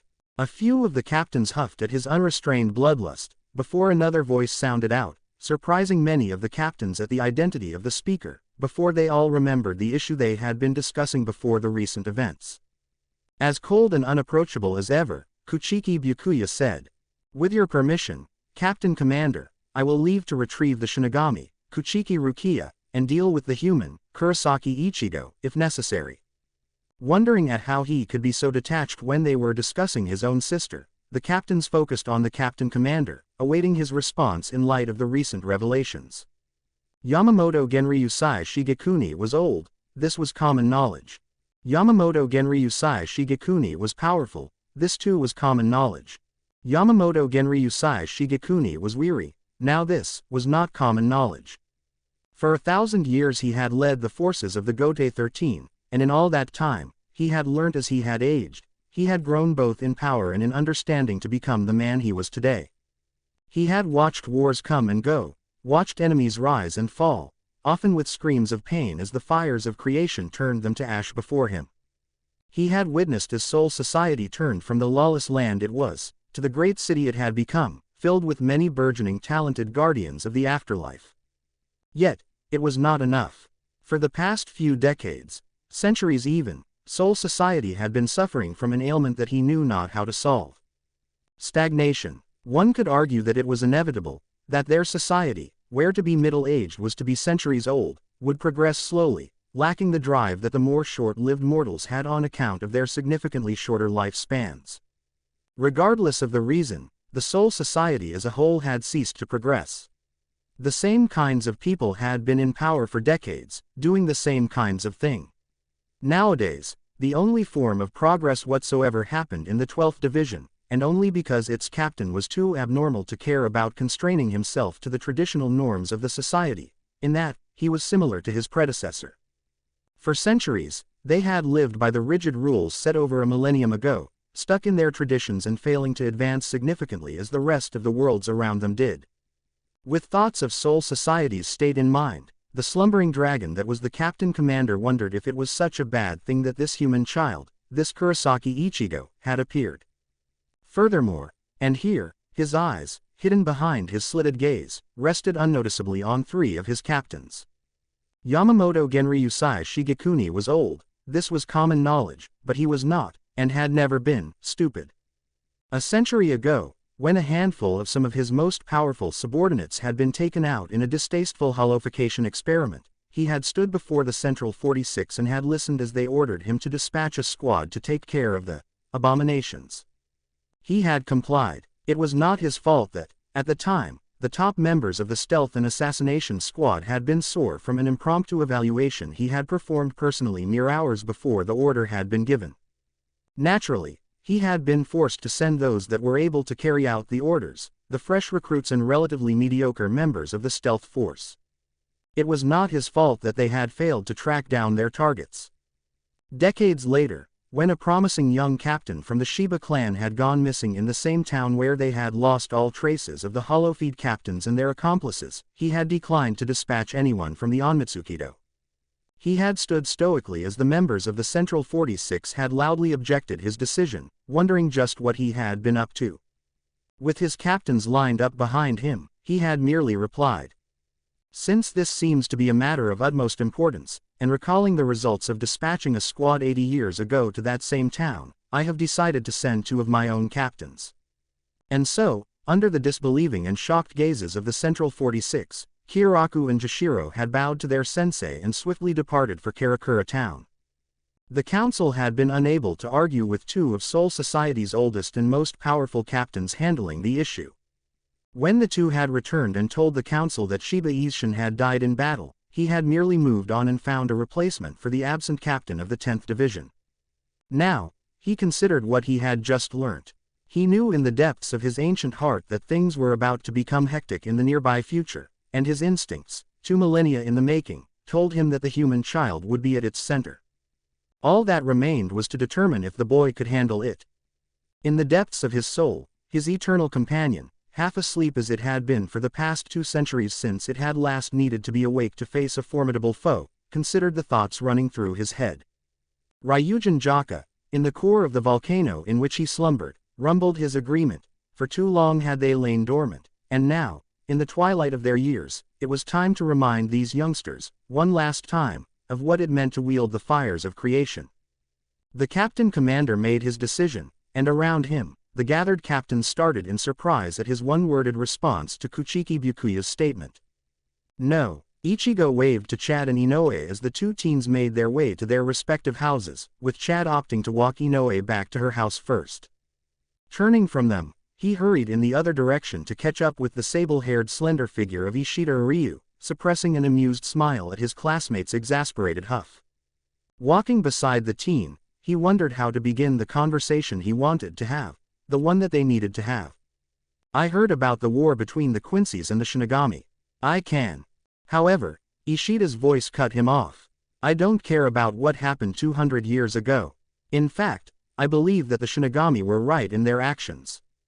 Now, Ichigo was confused. If Ishida's hatred of Shinigami did not stem from the nigh annihilation of his race, then from where did it come? Before he could voice his confusion, Ishida continued, slowing down his pace as he delved into memories of times since past. Not all Quincy's were against what the Shinigami did, you know. There was one pure-blooded Quincy in particular who believed that the Shinigami and Quincy should work together. He even devised strategies whereby the Quincy's would be the first response to hollow attacks, saving civilians and buying time for the Shinigami to arrive to purify the hollows. That way, the balance of souls would be preserved while innocent lives would be saved. Yet, time and time again, his suggestions were rejected by the Shinigami, always with the reason that the Quincy's were not needed. Ishida paused in his story as he waited for Ichigo to digest what he had just said. Knowing that the orange-haired teen would not yet be able to understand the root of his hatred, he continued. Then, a few years ago, this Quincy was surrounded by abnormally huge and powerful hollows. He fought as best as he could, but he was old, and after 2 hours, the Shinigami finally arrived to find his dead body, the dead body of Ishida Soken, my mentor and grandfather. Ichigo's eyes widened as he heard those bitter last words, knowing better than most the hatred and pain that could grow from the unfair loss of a loved one. He kept silent as he continued to walk with his fellow classmate, wondering at what to say to help Ishida like his first sensei had helped him all those years ago. Finally, after feeling Zanjetsu's steady reassurance, he began to speak, knowing that although it didn't seem like it, Ishida was focused on his words. My mother was killed by a hollow. And so, he told Ishida about his own loss, about the pain and anger and sadness he had felt, worsened by the knowledge that his mother had died to save him. He mentioned how he had only recently realized that she had lost her life to a hollow. When he spoke about the encounter with Grand Fisher, he noticed Ishida tensing out of the corner of his eyes. Halting, since it seemed that they had arrived at their destination, Ichigo locked eyes with Ishida and said, So, I know what it means to hate the ones that took a loved one from you, what it means to let yourself get lost in that pain, grief, and hatred. Yet, remember that that isn't what they would want for us. My mother wanted me to never stop smiling, to live each day with no regrets, and to always cherish the good times I shared with her. Ryu, when we lose loved ones, it is not our job to hate on their behalf, it is our job to smile for them, to make others happy for them, to live for them. For a few seconds, both teens were motionless as their gazes remained locked, Ichigo's words echoing in the space between them, before Ishida adjusted his glasses and quietly replied. TCH, I must have sunk low indeed to warrant a lecture from you, Ichigo. Smiling at his new friend, even if the bespectacled teen would furiously deny such a friendship, Ichigo merely let loose soft laughter before spinning on his heels and making to leave, waving over his shoulder and calling out. Eat lunch with us tomorrow, Ishida. Not replying to his invitation, Ishida made his way inside his family's mansion, all the while knowing but not acknowledging that he was looking forward to the next day. Upstairs, a pair of cool blue eyes hidden behind frameless glasses tracked the orange-haired teen as he made his way back home. Turning from the window, Ishida Rukin wondered about the recent mess his son had been involved in. Somehow Izshin, I know this is your fault. Rukia slowed her furious pace to a crawl as she took a moment to catch her breath. Turning back, she heaved a sigh of relief once she noticed that she had distanced herself quite a bit from the Kurosaki household, she just hoped that it would be enough. Sighting a bench a few feet away, she made her way to it and slumped down in fatigue. All that was left was the weight. As she sat huddled in the cool night air, she couldn't do anything to stem the tide of memories that flashed before her eyes. Times spent enjoying being part of a group as she hadn't been in a long time, not since their group from Inazuri had been split up. Yet, here, amongst a group of teenagers, she had found people who hadn't cared that her last name was Kuchiki. They had treated her as one of them nonetheless. Even now, she couldn't find it in her heart to be upset over the teasing she had had to endure that morning about a possible relationship with Ichigo. Being able to have such a carefree discussion in the first place was a treasure she would never take for granted. Now, with a somewhat heavy heart, she prepared herself for what was about to come. Knowing her brother, she held no delusions that her punishment, for there was most assuredly going to be one, would be lessened on account of the fact that she was a noble. She resigned herself to going back to the place where she had never really belonged, where people were too blinded by her name to see the girl that had been suffocating under the weight of such expectations. Now that she knew what life might have been like if things were different, she realized that she wasn't about to return home, she was leaving it. All of a sudden, she felt eyes on her, and slowly, so slowly she might as well have been still, she raised her eyes to meet the cold gray eyes staring back at her. Many things registered at once in her mind. First was the white robe signifying the rank of the person before her. Second was the fact that, though the person was standing a handful of feet away, only her eyes were able to register the newcomer's presence. Third and final was the realization that she hadn't needed to raise her head too far to lock eyes with the figure standing there, even though she was seated on a bench. These 3 points coalesced in her mind to produce the identity of the person sent to retrieve her, and with a shiver of dread and something like terror, she put a name to the face. Captain of the 2nd Division and Commander-in-Chief of the Onmitsukido, Soi Fon. Ichigo halted in his doorway as his sharp brown eyes took in the absence of his usual companion. His eyes slid closed in pained realization as he easily deduced the reason behind said absence. Continuing into the room, he put down the plate of food he had been carrying and collapsed bonelessly into his chair, all the while thinking to himself. I guess it's time. After the events of the previous day with the attacking Menos Grandes, Ichigo and Rukia had talked about the possibility that someone would be sent to retrieve her in the near future. Though she had tried to dance around the issue, Ichigo had pressed until she had divulged that she would likely be treated as a criminal from the get-go. Translating that to mean that she might get roughed up in the process of being retrieved, Ichigo had tried but failed to hide the murderous resolve in his eyes, his intention to interfere in her retrieval as clear as day. Rukia had argued and fought with him, until he had finally capitulated when she had mentioned that his actions might bring the attention of the Soul Society on his friends and family. The cheat. Now, he sat and wondered if he was doing the right thing. At the beginning, he had resolved that he would do all that he could to see to it that his sisters were kept as far away from the supernatural world as possible. Now, that decision was being tested by a friendship he had not foreseen himself developing with the Shinigami, Kuchiki Rukia. His internal conflict raged on, no end to his turmoil insight, until his senses suddenly registered a disturbance. No, not quite a disturbance in the night's partial serenity, more like a disturbing serenity. The air seemed to have stilled and he couldn't perceive any of the usual sounds that served as proof that Karakura town was still alive at night. The sudden lull lasted for an eternal second, before it was shattered as a powerful curtain of subtle reiatsu descended upon the entire town. In his room, Ichigo's breath hitched in his throat as his senses registered the surge of power. Now, most high-ranking Shinigami were easily capable of preventing their reiatsu signatures from being sensed by most, and even more so when the people in question were simple humans. Yet, one fact that only the captains and a few others knew was that when traveling from Soul Society to the human world, merely hiding one's reiatsu was not enough. The Soul Society, being a purely spiritual world, possessed something that the human world lacked: background reiatsu. This reiatsu, which permeates every single particle in Soul Society, has become so commonplace over the millennia that no one there actually notices it. It is much like a person born and raised in New York who slowly but surely becomes desensitized to the sound of car horns and people's voices, until they just never notice it anymore. Yet, if a native from an isolated and underdeveloped region of the world arrived in New York, said person would pick up on all the sounds around them. In a similar vein, the background reiatsu, which was ignored by Shinigami but noticed by sensitive humans, had a habit of bleeding through the senkaimon whenever it was opened.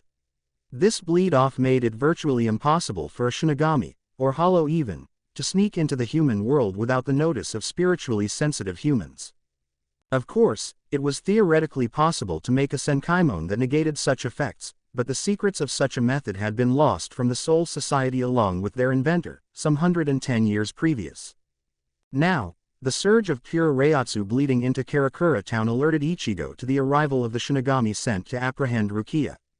With that foreknowledge, he closed his eyes, centered himself, and cast his senses out towards the disturbance. Once he detected the energy of the newcomers, having somehow overlooked them twice, he focused on them, trying to get a reading from his home. Observing the weaker of the two, he felt a surge of relief as he noted that he could easily take whoever said Shinigami was. Turning to the second, and far more powerful, signature, he swallowed as he noted that they were at a level just below him. In terms of raw power, he knew he would lose against the two of them together, but he felt that maybe, somehow, he would be able to pull a win, if he just fought. Abruptly, all his thoughts were scattered across the wind as the owner of the second signature reached out for him. Ichigo was suddenly sitting ramrod straight in his chair, face pale with a cold sweat on his brow. The feeling tap dancing up and down his spine was much akin to standing with one's back to a darkened room in which dwelled a black mamba, an elaborate but apt description. So powerful was the feeling that he fully believed, with the same certainty that he believed the sun would rise tomorrow, that there was a knife at his throat, resting against his jugular and just waiting for a moment to strike. Just as he was about to succumb to the feelings of terror bearing down on his mind, a surge of protective and powerful reiatsu erupted from the depths of his soul, sweeping aside the curtain of fear and despair that had settled around him. With a gasp, Ichigo slipped out of his chair and onto the floor, fighting to regain his breath as the hold of the powerful and vicious reiatsu was broken. He wondered how he could have been so wrong. What he had just experienced had revealed one fact to him. The power that he had been sensing had been a mere fraction of what the person actually wielded, something like a fifth of the total. Running a quick estimation through his head, he concluded that what he had been sensing could only have been a captain and a lieutenant. It was with that realization that he recalled a mention in his books of captains having so much power that a portion of it was sealed off whenever they went to the human world, in order to prevent their power from interacting too much with the living world. Now, he realized the folly of his earlier thoughts. As it was, he might still be able to protect Rukia from the lieutenant, but given the fabled prowess of a captain-level opponent, he knew that even if he pulled out all the stops, which would just make Soul Society more suspicious, he would still lose to the captain's vastly superior skill and experience. Still, even as he realized that, he realized the seriousness of the issue if they were sending a captain and lieutenant to retrieve Rukia. Once more, he felt as though he were balanced on the edge of a knife, damnation on either side of him. Then suddenly, he sensed something that made the decision for him. Soi Fon blinked as the person she was focusing on suddenly vanished from her senses. Coming back to herself, she took in the strained form of her vice-captain and the currently kneeling form of Kuchiki Rukia.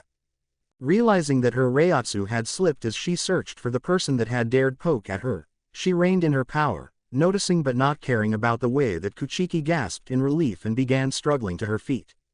Making a mental note of the direction in which the nuisance was, she turned her full attention on the Kuchiki girl, and found herself grudgingly admiring the way the girl steadily met her eyes, despite the carefully hidden fear that she could read in her demeanor. Stepping forward, she made sure that her voice was the frosty authoritative tone that she had been forced to learn when she had taken up the mantle of command, and she demanded, "Where is the human you gave your powers to, Kuchiki?" Rukia's jaw tensed as the coolly asked question echoed in the air around them. Closing her eyes to gather her resolve, she responded, keeping her tone respectful but not deferent.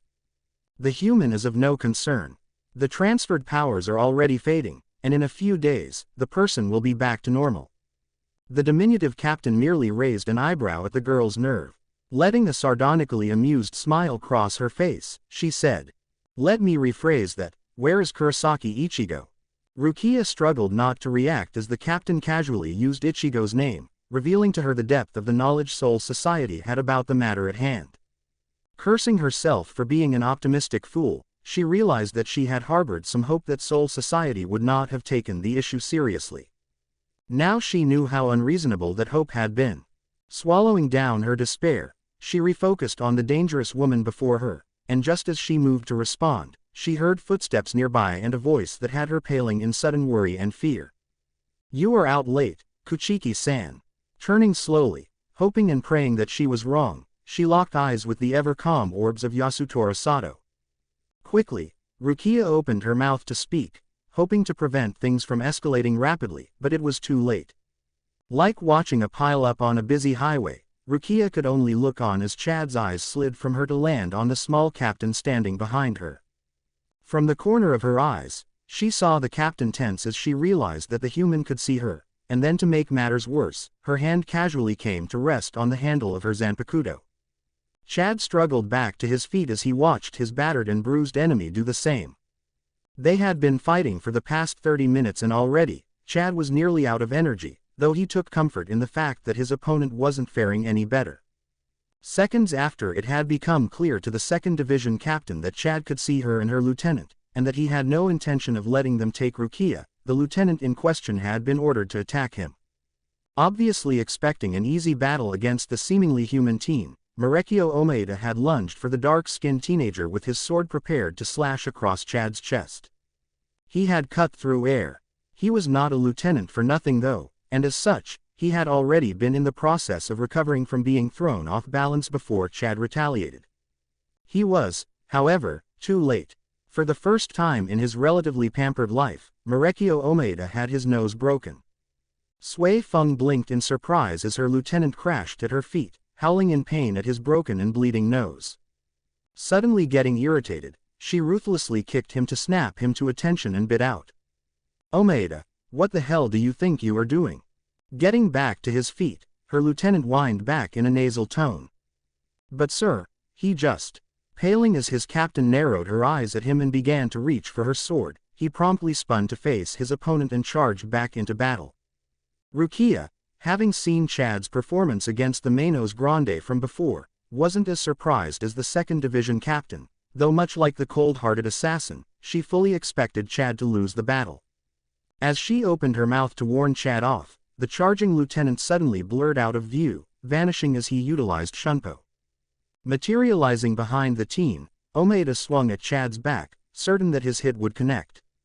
For that assumption, he got his nose re-broken. Stumbling back in combination pain and shock, the lieutenant of the 2nd Division blinked stupidly at the tense team that was still in his finishing stance. Gritting his teeth as his tolerance finally hit its limit, he twirled his blade and snarled out, "Crush, Gegetsuburi!" With flash of light and a pulse of Reiatsu, his sword transformed into a huge flail-like weapon. Flicking his hand he launched the spiked ball at Chad, whose eyes had widened at the transformation of the weapon. Snapping out of his shock, Chad prepared to dodge when he remembered that Rukia was currently standing behind him and would be in the path of the weapon. Swiftly switching tactics, he stepped forward, clenched his feet and punched, all the while intoning, "Brazo derecho del gigante," right arm of the giant. As the spectators watched on, his arm vanished under a flare of blue spiritual energy, only to be revealed in its new armored glory. With a boom, his fist connected with the spiked ball heading his way, and for a second, they were at a stalemate. Now, while it is true that Chad had spent quite some time training with his best friend, one should not forget that his opponent was a lieutenant and also one of the commanders of the Onmitsukido. That said, it was also true that said lieutenant only had access to a fifth of his total power. The outcome was certain. A snap suddenly echoed through the air as Omaeda watched on with disbelieving eyes as cracks spider-webbed from the point where Chad's fist met his weapon. Hastily pulling back his weapon, he surged Reiatsu down its chain, fixing up the cracks. As he turned back to his opponent, he was brutally reminded of why he shouldn't take his eyes off a fight. Chad's armored fist glowed blue as it plowed through the hastily raised guard of the man he was fighting, launching him away. Without warning, his eyes widened in pain as the spiked ball slammed into his gut, also launching him away. Getting back his bearings as he crashed into the floor, he just managed to roll out of the way of a powerful ground stump from the recovered lieutenant. Smoothly rolling back to his feet, he charged back into battle.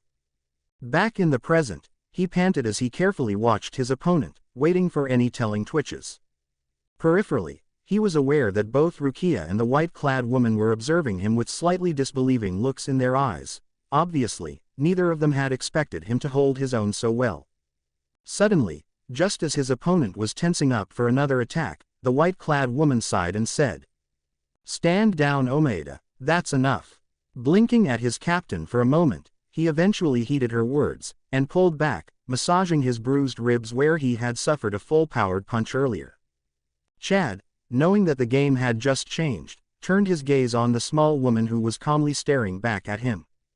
His eyes never left her form, so he was able to perceive a brief flicker of white, before he was forced to his knees by a sudden spinning kick to his abdomen. Before he could marshal his defenses, a powerful blow slammed into his head, and with stars now making up more than 3/4 of his vision, he collapsed forward onto the floor in a dazed stupor. Soi Fon coolly examined the laid-out team for a few seconds, and then smoothly drew her sword. Ignoring the Kuchiki girl's gasp of horror, she prepared to dispose of the human trash, when her eyes widened as she suddenly leapt away from her position, narrowly avoiding the broad katana that sliced into the ground where she had been standing mere moments before.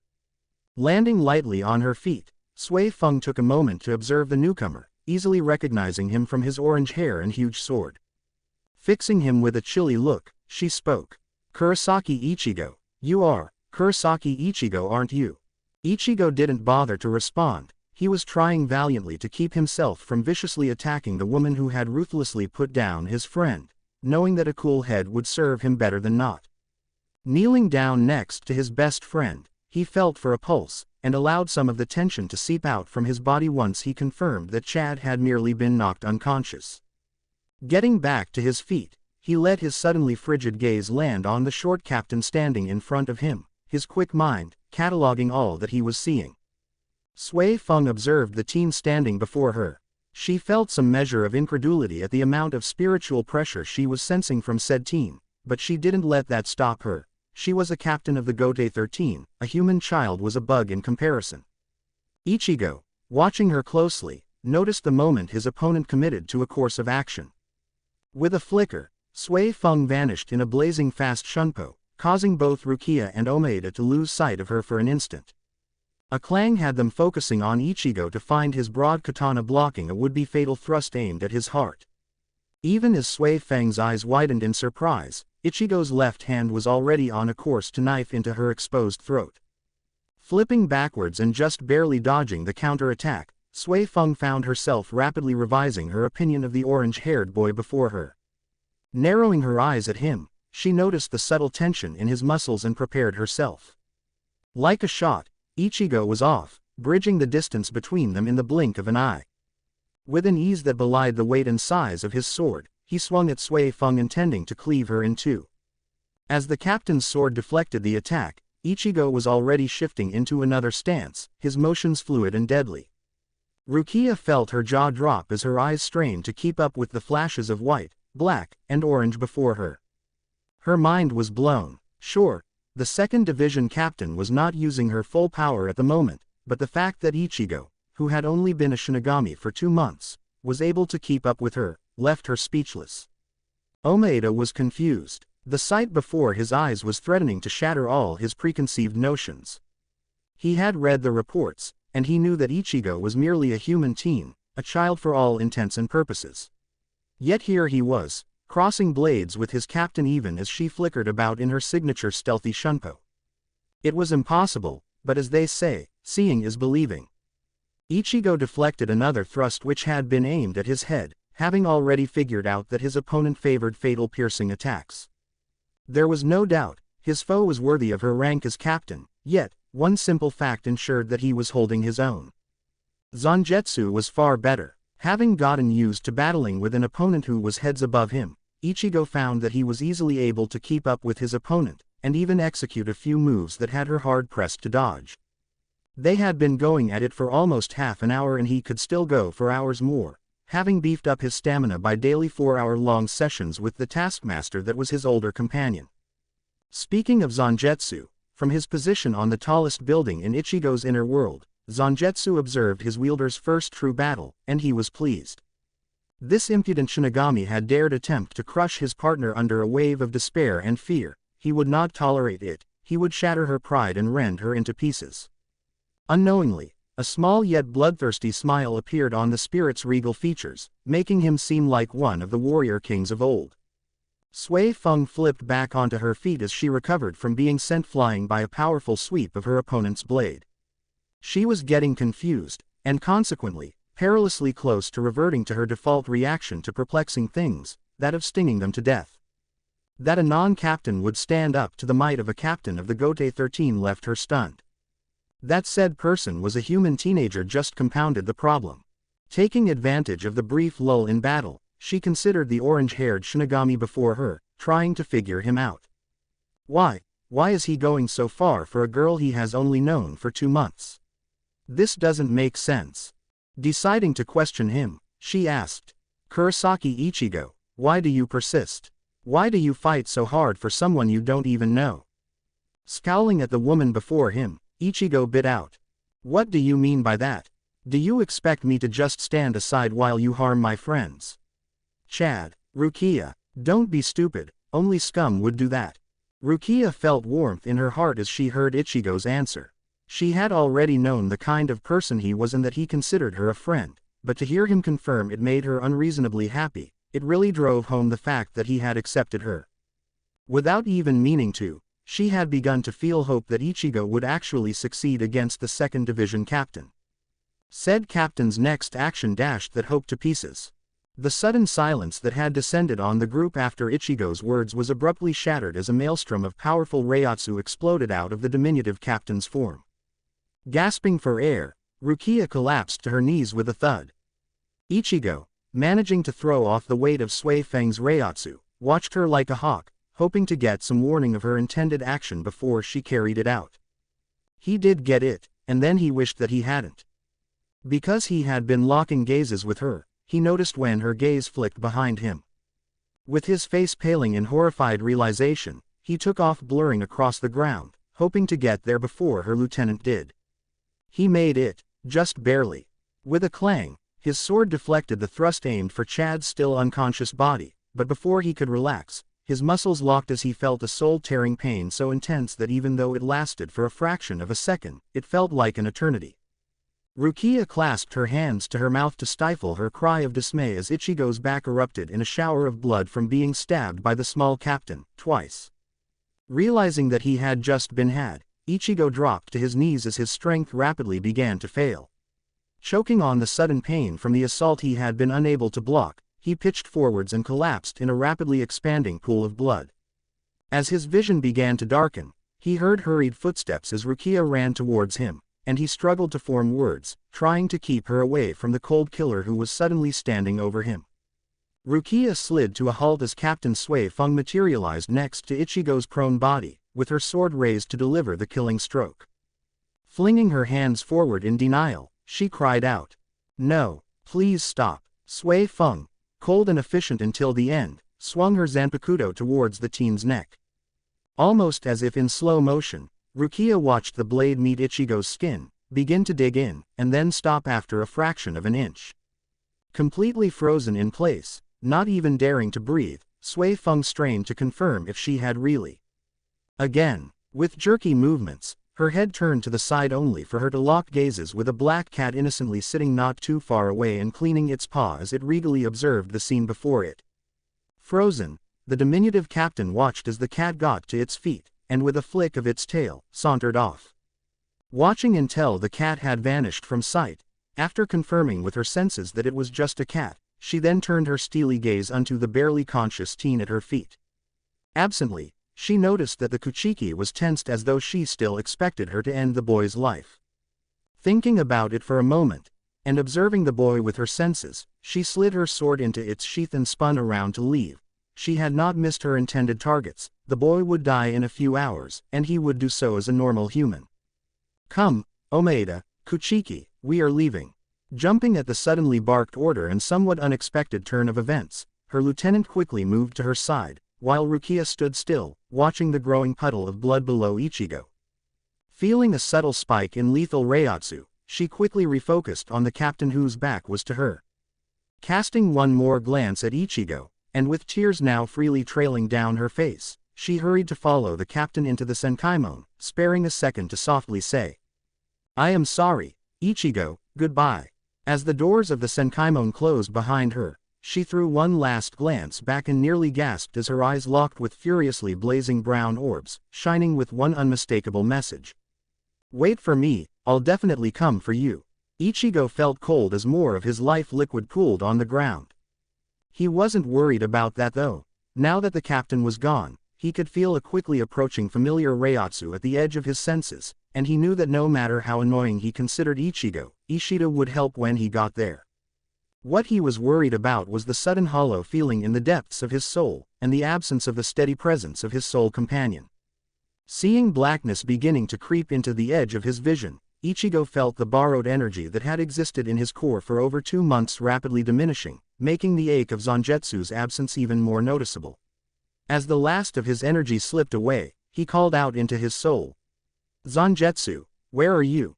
Zangetsu, Zan, Ge," and he slipped into true unconsciousness, never getting a response.